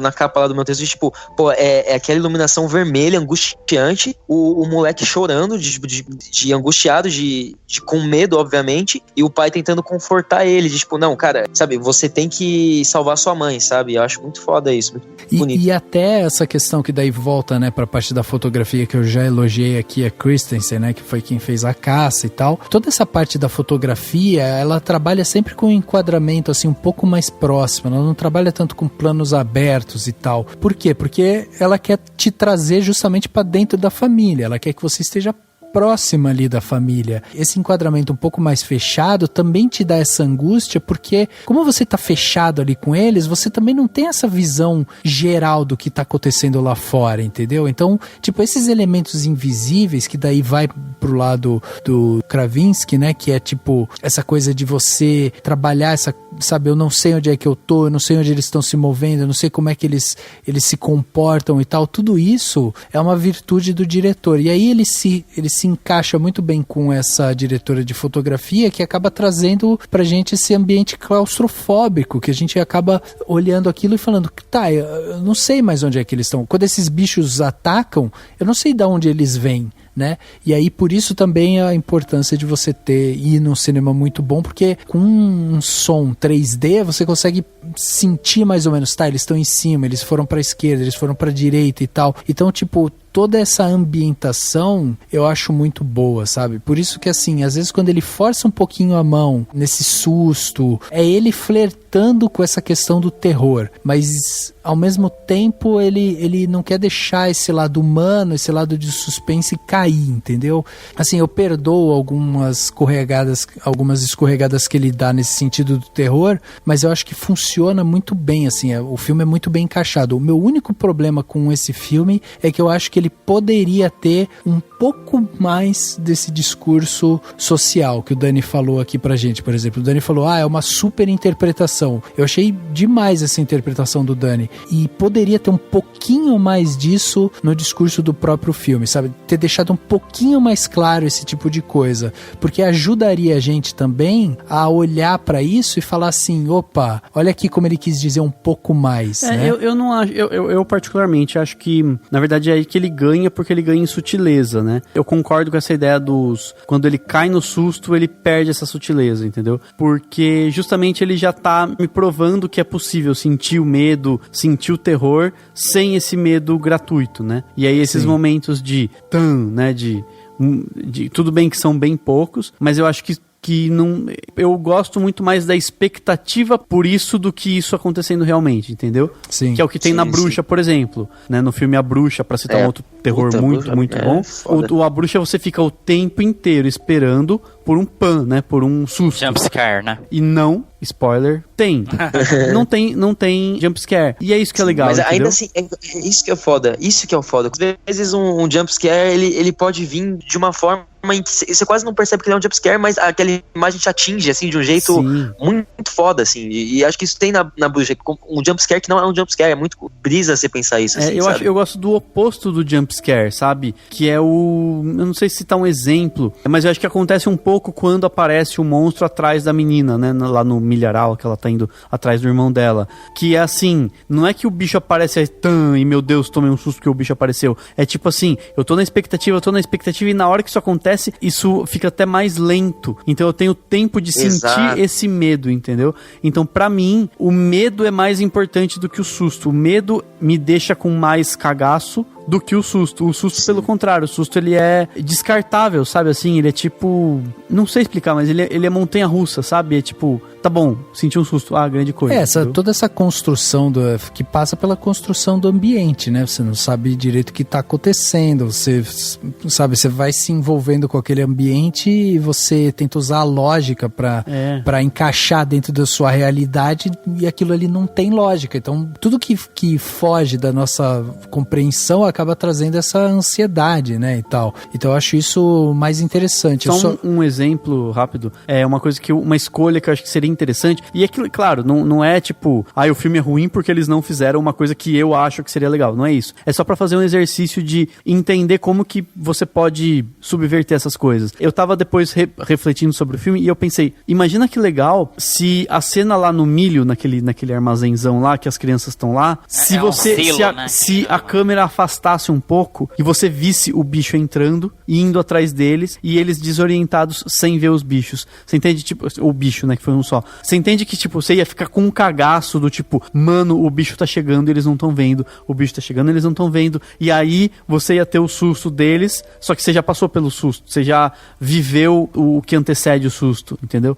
Então assim, mas aí ia fugir. É uma cena que foge do que o filme tava mostrando como fotografia, que é esse enquadramento um pouco mais fechado, de ser uma coisa mais intimista. Você ia naquele momento dar uma porque eu acho que é um dos momentos talvez não mais fracos, parece que é uma cena ruim, não é uma cena ruim, mas tipo é um dos momentos que é meio que quase que gratuito, é só pra ter essa tensão, entendeu? A gente já viu isso no Jurassic Park, né? Tiranossauro vindo, as crianças escondidas. Isso, mais ou menos por aí, mas assim, enfim, só pra meio que fazer esse exercício de como é possível você subverter isso, entendeu? Então só falei isso pra poder decretar aqui o sim, que eu concordo com essa ideia de que esses sustinhos são as únicas coisas que enfraquecem o filme, mas é muito pouco, claro, então... Eu acho que tem 2 pontos nele que, assim, eu acho que esse lado, vamos dizer, de discurso social que a gente viu, por exemplo, poderia ter um pouco mais aqui. Eu senti um pouco de falta disso, assim. Eu acho que é um filme que a gente pode, sim, filosofar em cima dele, mas ele não dá tanta abertura pra isso, sabe? É um filme que é muito mais pra você sentar, sentir ele, experienciar o que ele te traz ali, do que propriamente ele tá te trazendo uma mensagem que vai fazer você refletir sobre aquilo.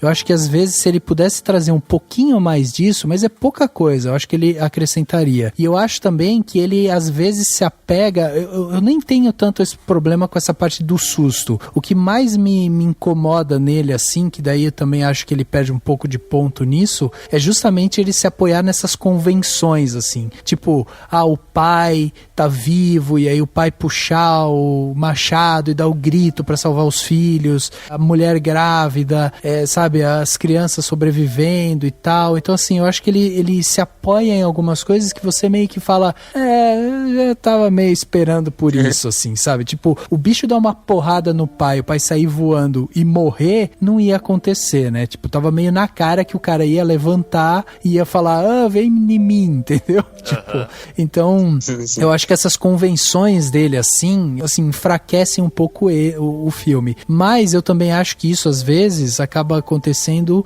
por conta também dessa direção nova do Krasinski, que é, assim, também uma parte dele tá se experimentando, que é ele tá entendendo também o gênero, é ele se apoiar em coisas que é de solução comum, assim, pra ele conseguir, tipo, entregar uma história redondinha e tal. Então, eu entendo isso, assim, que, tipo, faz parte também desse desenvolvimento dele como diretor, dele como roteirista, e esses encaixes acabam deixando, tipo, o filme, ele é redondo, ele tem começo, meio, fim, tudo se encaixa, ele ele deixa pequenas pontas soltas como prego, né? O prego fica em... a hora que ela puxa o negócio, ele dá um close ali, plano detalhe, né? Ele dá naquele prego pra cima, eu fiquei... Até ela pisar no prego, eu fiquei, caralho, vai pisar no prego. Vai pisar no prego. Vai pisar no prego. E ninguém vai lá e arranca o prego, ninguém vai lá e faz nada. E aí eu fiquei assim, meu Deus do céu, o menino vai pisar, a menina vai pisar. Esse prego. Exatamente. Então, esses detalhes são muito bons, assim. Por isso que eu acho que o filme, ele é todo fechadinho, assim. Ele é bem redondinho na sua proposta. Eu acho que ele se encaixa muito bem. Então, é um filme bem bacana, assim, que ele poderia dar mais elementos pra gente filosofar em cima dele, sabe? Ele tem pontos assim, o nascimento e a morte, muito interessante, essa questão social também que o Dani levantou aqui pra gente, sobre da mulher, né, a questão também da construção dessa família tradicional e tal, blá. Tudo isso são coisas que assim, acabam sendo super interpretações. Se ele tivesse dado pra gente um pouquinho mais de elemento pra gente falar, olha ali como ele quis dizer isso, quis dizer aquilo, talvez eu acho que eu ficaria mais interessado nele.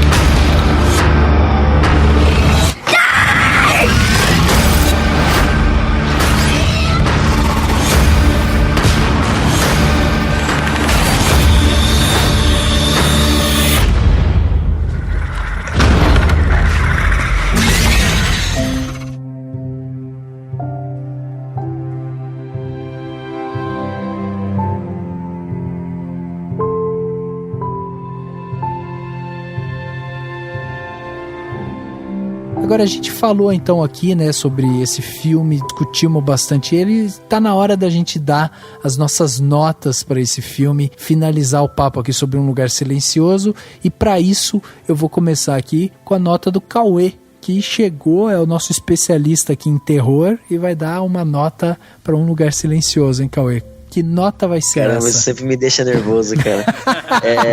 Olha a pressão. Porra. Eu dei 3,5 pro filme, isso não quer dizer que eu não gosto dele pra caralho e tudo mais, só que aí, tipo, tinha que marcar alguma nota que vai na seleção de, tipo, classificação no site mesmo, e não pode ter meio, tem que ser, tipo, 3 ou 4 estrelas. Eu dei 4 estrelas, porque... eu não considero um filme só nota 3. Entendi. Sabe? Entendi. Então tá tipo, lá no final do texto tá tipo 3,5, mas só que lá em cima tá tipo 4 claquetes, tá ligado? E eu acho que eu tenho certeza de que eu dou 4 claquetes primeiro, já falando, porque até a rima temática com o próprio Fragmentado, que eu gosto pra caramba, e que fala muito sobre esse lance da imperfeição, de como a imperfeição às vezes pode te tornar mais forte, e isso pode se refletir pro filme também, ou não também, enfim. Eu acho que o fato do filme não ser perfeitinho assim, pode até ser uma coisa boa assim pra ele. Não sei se tem muito pra falar a não ser do que a gente já falou aqui. Eu acho que o filme tem uns problemas assim, em parte parece coisa mesmo de iniciante do Krasinski, mas ainda assim eu acho a direção dele muito segura para um primeiro trabalho assim, nesse gênero que ele nunca tinha se aventurado. Pô, todas as atuações estão muito boas pelo que elas devem ser. O fato, eu acho que do Krasinski e da Emily Blunt serem marido e mulher favorece isso. Só mencionar um pouquinho da cena justamente desse grito que o personagem de John Krasinski ele solta. E eu também fiquei pensando muito nisso, do tipo, é melodramático demais, não clichê, mas, sabe? Ele se entrega muito a algo que talvez fosse até previsível. Sim. Mas às vezes tem que ser previsível mesmo.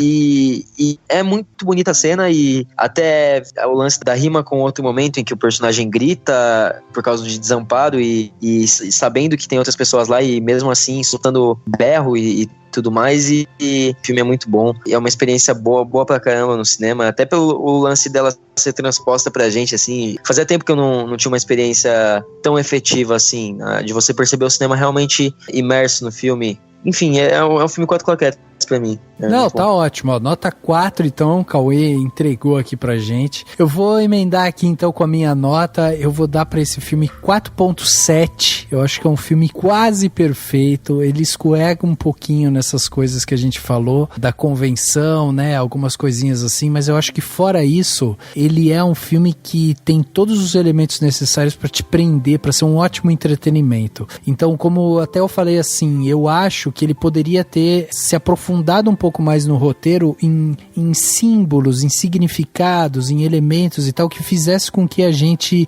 discutisse um pouco mais essa questão estrutural, social e tal, que às vezes os filmes de terror entregam pra gente com mais impacto, né? Como a gente viu em Corra mesmo. Mas eu não quero também que ele seja um novo Corra, eu quero que ele seja um lugar silencioso, né? Então eu não posso exigir isso do filme se não foi isso que ele me entregou. Então, eu só tô tirando pouquíssimos pontos porque eu ainda acho que essas convenções, algumas soluções, assim, às vezes muito comuns e tal, acabaram deixando o filme previsível em alguns momentos. Fora isso, essa coisa da construção familiar, o fato de você se conectar com o filme desde o começo, dele ser audacioso no momento em que ele mata uma criança no começo, que ele coloca uma mulher grávida para ser protegida pelo grupo, que ele traz um monstro ali, né, que a gente não sabe de onde veio, não sabe quantos tem, a gente não sabe também como que ele é, como que ele se comporta. Eu achei tudo isso muito legal. Gostei também do design do monstro, achei um monstro muito bem construído, assim, toda essa parte da cabeça dele, sabe, se abrir, dele ter vários ouvidos, sensores, né, e tal, sensores e tal, mostrou o quanto ele era sensível para essa parte sonora, então isso, tipo, justificou muito bem, assim, a existência dele, o fato do lugar ser silencioso. Então eu acho que o filme, ele se encaixa muito bem, ele acaba sendo muito bem fechadinho, assim. Faltou talvez um pouco mais de ousadia pro Krasinski de trazer essa coisa dessa filosofada um pouco a mais ali, sabe? Eu achei que faltou só um pouco isso, mas fora isso, cara, é um filme muito bem arquitetado. Eu assistiria ele de novo no cinema, é um filme pra se ver no cinema, ou se você for ver ele em casa, assiste com um home theater muito foda, assim, e tal, porque o design de som desse filme, acho que vai levar, se a gente não tiver nenhuma grande surpresa, muito provável que a gente veja ele figurando no Oscar e tal, porque ele tem todos os elementos necessários pra pelo menos concorrer, né, a melhor edição de som, melhor efeitos sonoros e tal. Eu achei um filme realmente assim, que ele traz uma aflição pra gente. Fazia tempo que eu não sentia isso, essa aflição. Então eu acho que ele é muito competente nisso. Por isso estou dando aqui então 4.7 para Um Lugar Silencioso. E Henrique, vamos dar uma nota então de 0 a 5 para esse filme. Quanto que você vai dar para Um Lugar Silencioso? Eu vou dar uma nota um pouquinho abaixo da que o Rafa deu, mas só para ficar, entre aspas, arredondado, eu vou dar 4,5. Tenho consumido bastante filme de terror, como sempre, né? Nossa, sem dúvida eu me surpreendi muito positivamente com O Lugar Silencioso. Não sabia que o John Krasinski estava dirigindo o filme também. Foi outra surpresa muito boa. Eu tive a sorte de que no cinema que eu assisti o filme, praticamente estava em silêncio, tirando uma moça comendo pipoca perto, mas assim, deu pra ter uma imersão muito grande. Foi assim, eu me senti, o Rafael fez agora falou que não quer comparar com o Corra, né? Comparar de uma forma boa, eu vou falar assim, que eu me senti com as duas mãos grudadas na cadeira, que nem eu assisti o Corra. Com medo, assim, não com medo, com apreensão o filme inteiro. O que vai acontecer agora? Então acho que o filme ter, assim, é difícil comparar com um filme que usa o silêncio como forma narrativa, da forma que foi feito agora com O Lugar Silencioso. O filme, assim, vai ficar nos top filmes de terror, assim, por muitos e muitos anos. Então, vou tirar um pouquinho da nota por alguns sustos um pouco previsíveis.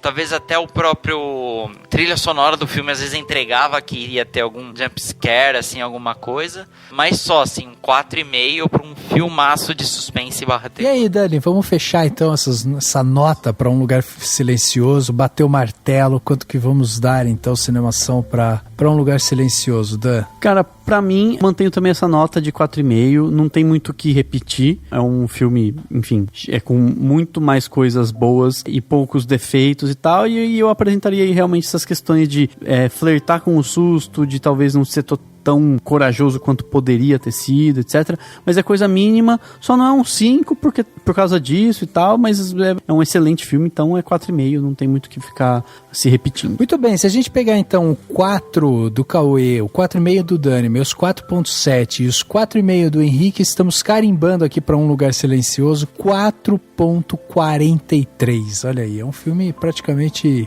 4,5. Quase perfeito. Quase perfeito, quase perfeito.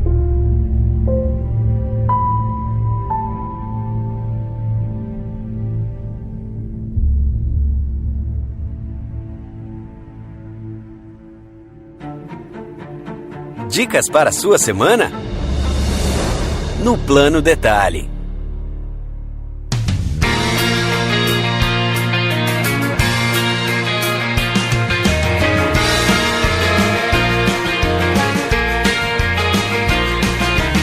Chegando ao Plano Detalhe aqui, aquele momento onde você vai receber sua dica, né, pra semana. E dessa vez vamos começar aqui com o nosso querido Henrique Risato, o cara das 1001 dicas pra você ouvinte. Então o que você trouxe, Henrique, pro nosso querido ouvinte nesse lindo podcast 268? Esse lindo e silencioso podcast. Eu vou manter o tema e aproveitando que o podcast vai sair também numa sexta-feira 13, dia dos filmes de terror, eu vou indicar um filme de terror que eu assisti na Netflix, então tá fácil aí pra todo mundo assistir. Achei bem interessante e o filme se chama Verônica. O filme, ele é levemente baseado em fatos reais. É um filme espanhol, se passa lá em Madrid. Ele conta a história... Como assim, levemente? Levemente baseado. É porque ele é espanhol, né? Ele tá... É porque ele é espanhol. E a Espanha existe. Mas eu conto a história porque a história é muito interessante. O caso real é que foi ligado para a polícia em uma casa, né? Isso que aconteceu realmente. E os policiais, no relatório que fizeram do ocorrido, colocaram no relatório policial que a hora que eles entraram na casa, as portas estavam abrindo e fechando sozinhas, objetos mexendo, e tinha uma moça tendo convulsões e falando coisas estranhas. Isso foi o que constou no relatório da polícia. Aí, com base nisso, o diretor Paco Plaza criou essa história, que se passa nos anos 90, que foi quando ocorreu o caso real, em que a personagem Verônica, que não era o nome da moça lá na realidade, ela teria feito uma... digamos assim, não é aquela brincadeira com aquela tábua Ouija, né? Sei. Fala a brincadeira do copo, a brincadeira do compasso, né? Acabou atraindo um espírito demoníaco, uma entidade pro próprio corpo dela. Então o filme é um filme de terror, bem interessante, não é espetacular tal qual o Lugar Silencioso, mas é um filme de terror bem legal, assim. Tem umas 2 ou 3 cenas que dá pra dar um cagaço básico, assim. A gente tá acostumado a assistir muito filme de terror americano, então é gostoso, assim, se ouvir aquele sotaquezinho espanhol, assim, né, o castelhano. O diretor, o Paco Plaza, ele não tem muitos filmes na carreira dele, mas os filmes que ele tem são muito conhecidos, que é o REC, a trilogia REC. Que o primeiro fez mais sucesso, que é o melhor de todos, que depois teve a versão americana, que foi o Quarentena, né? Então o REC, a trilogia REC, é uma coisa meio zumbi / espírito demoníaco. E ele se mantém assim, a direção dele se mantém muito parecida, apesar de não ser um found footage como o REC. Então fica a dica, é um filme curto, acho que tem um pouco mais de 1h30. Verônica, tá lá na Netflix. Vai lá assistir muito e passar medo. Bem. Olha aí, Verônica, então, filme dica aí do Henrique pra essa semana, pra você se debruçar. E aí, acessível, né? Também. Acessível, exatamente, e pra curtir um pouco mais sua sexta-feira 13. Dani, vamos aí pro seu plano detalhe, então. O que você trouxe pra gente pra essa semana? Então, eu ia indicar só um filme que, inclusive, escrevi a crítica e que a gente não vai gravar um podcast sobre ele e tudo mais. Eu falei assim, vou aproveitar e indicar, até porque não tinha muita coisa. Mas aí a gente falando de filmes de terror, eu lembrei de 2 que eu vou aproveitar pra indicar também, apesar de serem muito famosos, de um deles ter sido citado aqui. Então vamos lá. O filme que eu vou indicar, né, aquele Com Amor Simon, né, que é bem legal porque até eu coloquei na crítica, né, ele faz o John Hughes descansar em paz, né. Eu queria ler a crítica, mas eu tenho que assistir o filme antes porque eu não quero ser influenciado. Sim, não, entendo. E ele é assim, tipo, claro, tem os seus problemas, mas é um filme super, né, despretensioso. Aí tem toda a temática de que o menino é gay, mas, enfim, isso é importante pro desenrolar da história. Se não fosse isso, seria uma história idiota, né, talvez. Mas é muito interessante a forma como ele lida, a forma como ele naturaliza tudo. E assim, tipo, é muito verdadeiro, sabe? É muito... Você vê que as pessoas estão lá dando o melhor de si e tudo mais.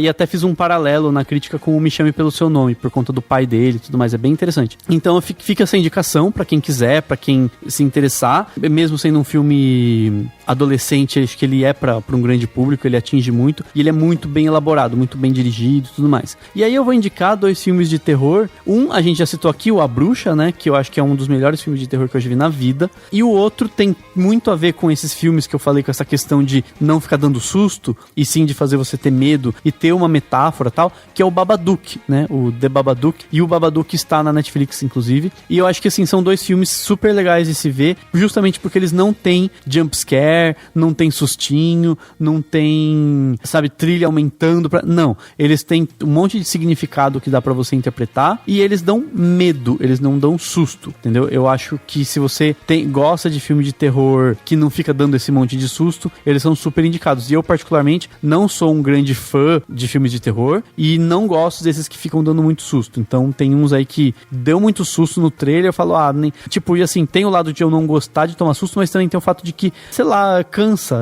Muito susto não faz sentido pra mim, mas medo, assim, ou lidar com o medo, trabalhar com o medo, eu acho interessante. Então eu indico esses 2 filmes aí, o Babadook, A Bruxa, e o Com Amor, Simon, que não dá medo, mas é bonitinho de assistir lá no cinema. E só uma curiosidade, você falou do Com Amor, Simon, que tem a ver com descoberta da homossexualidade e tal, e o Babadook é um monstro de filmes de terror que hoje é um símbolo LGBT. Sério? LGBTSQ. Putz, isso é verdade. Não Não sei se vocês sabem isso. Esse que é o engraçado. Ele surgiu de um meme. Começou porque o Babadook, eu não me lembro qual plataforma de streaming que ele tava, se era Netflix ou algo do tipo, ele tava nos filmes LGBT. E aí as pessoas acharam sensacional, engraçado, e começaram a fazer vários memes do, sei lá, Babadook com maquiagem ou vestido de colorido e tudo mais. E aí as pessoas começaram, eu acho que é comumente conhecido que o Babadook é uma metáfora pra depressão, ou luto, e a figura do Babadook é quase que a depressão materializada. E acabou que é isso, mas surgiu de um meme e é sensacional isso, eu acho, não sei, ou até ruim, demonstra como a internet consegue transformar tudo em meme e às vezes até tirar a força daquilo, tipo, até, e o Babadook eu concordo com, cara, ele me deixou muito inquietante, muito disturbing, né, perturbador, assim, o filme, eu até, a evidência dele nas redes sociais, até às vezes eu perdi um pouco do medo, a internet é foda, né, mas enfim. Nossa, mas eu jamais imaginaria esse negócio aí dele ser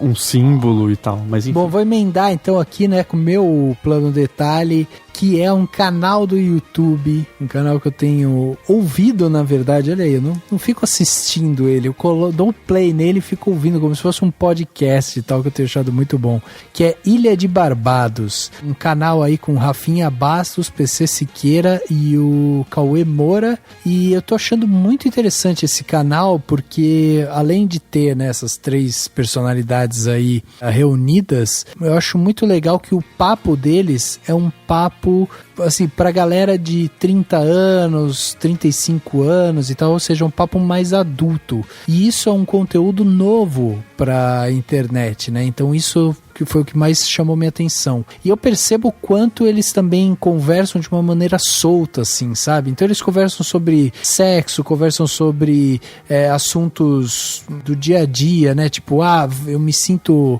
do que eu tenho medo e tal. Então eles batem um papo, é um papo entre amigos, e eu tenho mais ouvido, porque assim, o canal em si, o episódio em si deles, eles ficam sentados ali num banquinho, ficam conversando e tal, sobre um tema. E tem pouca inserção, sabe? Inserção de cena, inserção de texto e tal.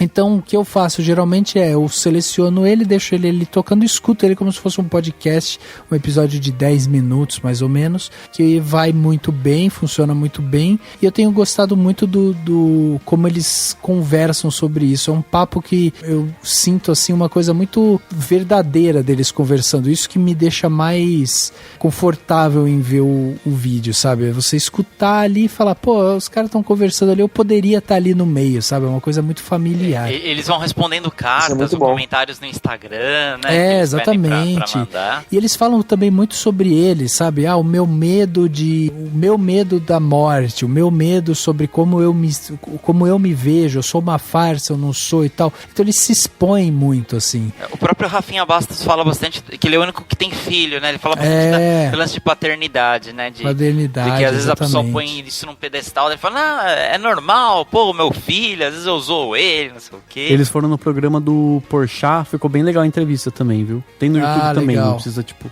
Liga na Record. Legal. Acho que vale a pena. Você que é assim como nós, né? Aqui, eu, o Dani e o Henrique. O Cauê não, que o Cauê é jovem, né? Ainda.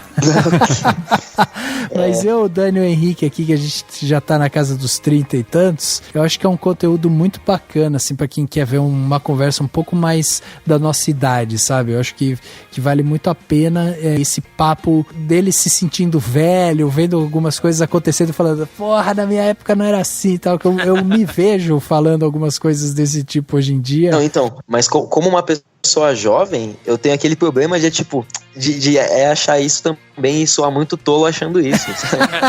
Tipo, caramba. Tipo, falar, porra, eu sou um millennial ou eu não sou um millennial? Isso é ruim? Isso é millennials do caramba. Tipo isso, sabe? Eis a questão, né? Muito bom. Cauê, fala então o seu plano detalhe agora. Vamos fechar esse plano detalhe com a sua dica. Então, eu tava nessas de selecionar, assim, alguma coisa do terror até pela Sexta-feira 13 e vai ser nisso, só que vai ser já num gênero aí que é mais... Não sei, é totalmente nada a ver com o Lugar Silencioso. Eu ia falar o que fazemos nas sombras. Eu vou indicar um filme que eu relembrei dele recentemente, que é um filme de terror da Marvel, lançado diretamente em DVD em 2005, de um dos personagens mais pulp, assim, de tipo, bem específicos e... Enfim, o nome dele é Homem-Coisa. Não sei se vocês conhecem, mas ele é basicamente um monstro do pântano da Marvel, assim. O monstro do pântano do Alan Moore lá, que ela é a figura que protege a flora e tudo mais, é totalmente filosófica. E o Homem-Coisa foi lançado, ele é realmente a versão B. É até legal que ele tem um filme de terror assim, tão trash. Ele é o equivalente ao Monstro do Pântano, só que da Marvel, com menos poderes, e as histórias dele são filosóficas, mas até isso é meio B. Ele até são histórias quase que de terror, assim. Ele é um anti-herói, assim, que queima as pessoas que ele toca, tipo, elas literalmente pegam fogo. E ele quase não apareceu em revistas de heróis muito grandes, mas ele tá presente no universo Marvel constantemente. E ele teve um filme em 2005, chama Homem-Coisa, A Natureza do Medo. Inclusive, no pôster do filme tá escrito do mesmo estúdio de Homem-Aranha, Demolidor, essas coisas. E é um filme, tipo, de terror R-rated, tipo, cara, com sangue pra caralho e essas coisas todas. Ele tem o logo da Marvel antes, e é tipo um filme que a Marvel quer esquecer, então é bom a gente lembrar dele. Ele é muito desconhecido, assim. Poucos filmes produzidos pela Marvel rivalizam com o nível de obscuridade dele, assim. Só, sei lá, mesmo Howard o Pato, que era um filme obscuro, mas ele, até recentemente, o pessoal abraçou a trecheira do que ele é e tudo mais. Só que Homem-Coisa é um filme que não tem muito isso e é muito obscuro e tem, tipo, nudez e coisas que você não vê num filme não parece um filme da Marvel, e por isso é sensacional. Eu me lembro que eu vi quando eu era novo e eu já li uns quadrinhos assim, não conhecia muito sobre ele, mas eu, tipo, pirei simplesmente que é um filme da Marvel que, como eu falei, de terror e essas coisas todas. Mas é uma coisa que vocês realmente deveriam pesquisar, tipo, uma curiosidade, é muito interessante você ver que o estúdio decidiu financiar esse filme, assim. E a outra, eu só ia dar mais uma indicaçãozinha, que é um livro, pode dar duas? É rapidinho? Pode. Não é merchan nem nada, é um livro da Dark Side chamado HP Lovecraft, Medo Clássico. É o volume 1, só tem um volume lançado até agora. É um livro que reúne vários contos do HP Lovecraft, contos de o terror que ele faz, assim, psicológico, do medo do desconhecido, que até tonalmente, assim, pelo menos em alguns aspectos, se aproxima do Lugar Silencioso no quesito das criaturas de anatomia quase que indescritível e divinas e muito maior que a compreensão humana. E é muito foda mesmo, e eu acho as edições da Dark Side, os livros deles, muito bonitos, assim, capa dura, acabamento foda. Eu já indiquei, inclusive, aqui o Freak Show, que teve um filme foi o Jorge Romero que dirigiu o Creepshow, baseado nas HQs, livros do Stephen King. E aí a gente fiquei uma coisa da Dark Side, agora tá indicando outra, mas enfim, muito foda Lovecraft. Eu acho muito foda esse material ser trazido pra cá de forma com tanta atenção e tudo mais. E é isso.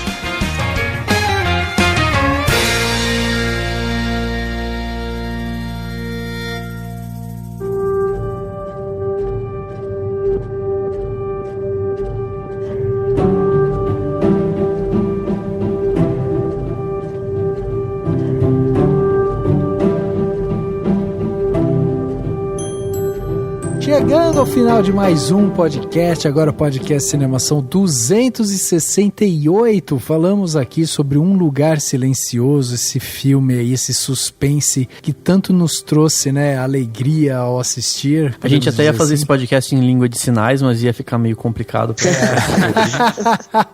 Ia ser meio difícil, né, fazer. Ia ser 1h40 de tipo silêncio, sabe? Silêncio, só uns barulhinhos de mão, bicho. No final e é isso. Mas no mundo desse filme, daria super pra fazer podcast. Porque era só ter um estúdio bem guardado, assim, né? Pra ninguém ouvir a gravação. E depois as pessoas ouvem no celular, que nem elas ouvem. Com foninho, ela tava ouvindo música, olha. Exatamente. No universo de Um Lugar Silencioso, podcast ainda existe. Sim, exatamente. Sim, sobrevivemos. Dá pra sobreviver. Você precisa ver se a internet, né, tá funcionando. E precisa ter um estúdio bem bom, né? Pra não vazar som. É verdade. Muito bem. Cauê, muito obrigado pela sua presença aqui no podcast Cinemação mais uma vez. A gente contou, né, Cauê, antes de começar a gravação aqui, essa foi sua 28ª participação aqui com a gente. Sim. Pois é, então mais uma vez, muito obrigado pela parceria de sempre, com o site, com a gente aqui. Sempre bom contar com você. Não, eu que digo isso, sempre bom vocês abrirem esse espaço pra eu simplesmente ficar aqui numa terça-feira à noite. Isso vai parecer sarcasmo, mas não, realmente ficar numa terça-feira à noite conversando sobre, tipo, cinema e trocando ideias e percepções sobre filmes, o que é realmente um privilégio isso. Eu acho muito foda e é uma oportunidade muito foda e, como sempre, eu agradeço vocês por isso e obrigado, gente, mesmo. Valeu. Henriquinho, obrigado também, hein? O primeiro participante aqui do podcast que fez 2 participações seguidas. Olha aí. É a ressurreição do trio titular. É. Até semana que vem, daí eu não sei se eu venho, daí pois é. Mas valeu, Rafa, Dani, e acompanhem meus textos lá no site Cinemação. É isso aí, tem texto do Henrique, tem texto do Cauê também. Isso aí, valeu, gente, obrigado, Rafa, obrigado, Henrique, obrigado, Cauê. Acabei de descobrir aqui, vocês começaram falando sobre o nome do filme em Portugal. É incrível, assim, é surpreendente que o título do filme em Portugal é Um Lugar Silencioso. Assim, louco! Olha só que maluquice. Mas é isso, só essa informação útil. Faltou o sotaque pra todo também, mundo. de novo. Não, é Um Lugar Silencioso, não tem sotaque. Tem sotaque. E é isso, então, obrigado a todo mundo e até semana que vem. O podcast Cinemação 268 fica por aqui e a gente se vê no próximo.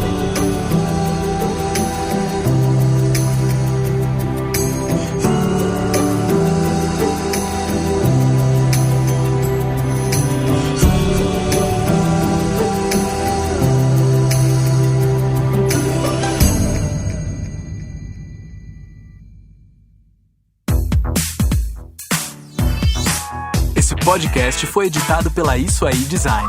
Tudo isso é forma com função. É design estratégico. É isso aí.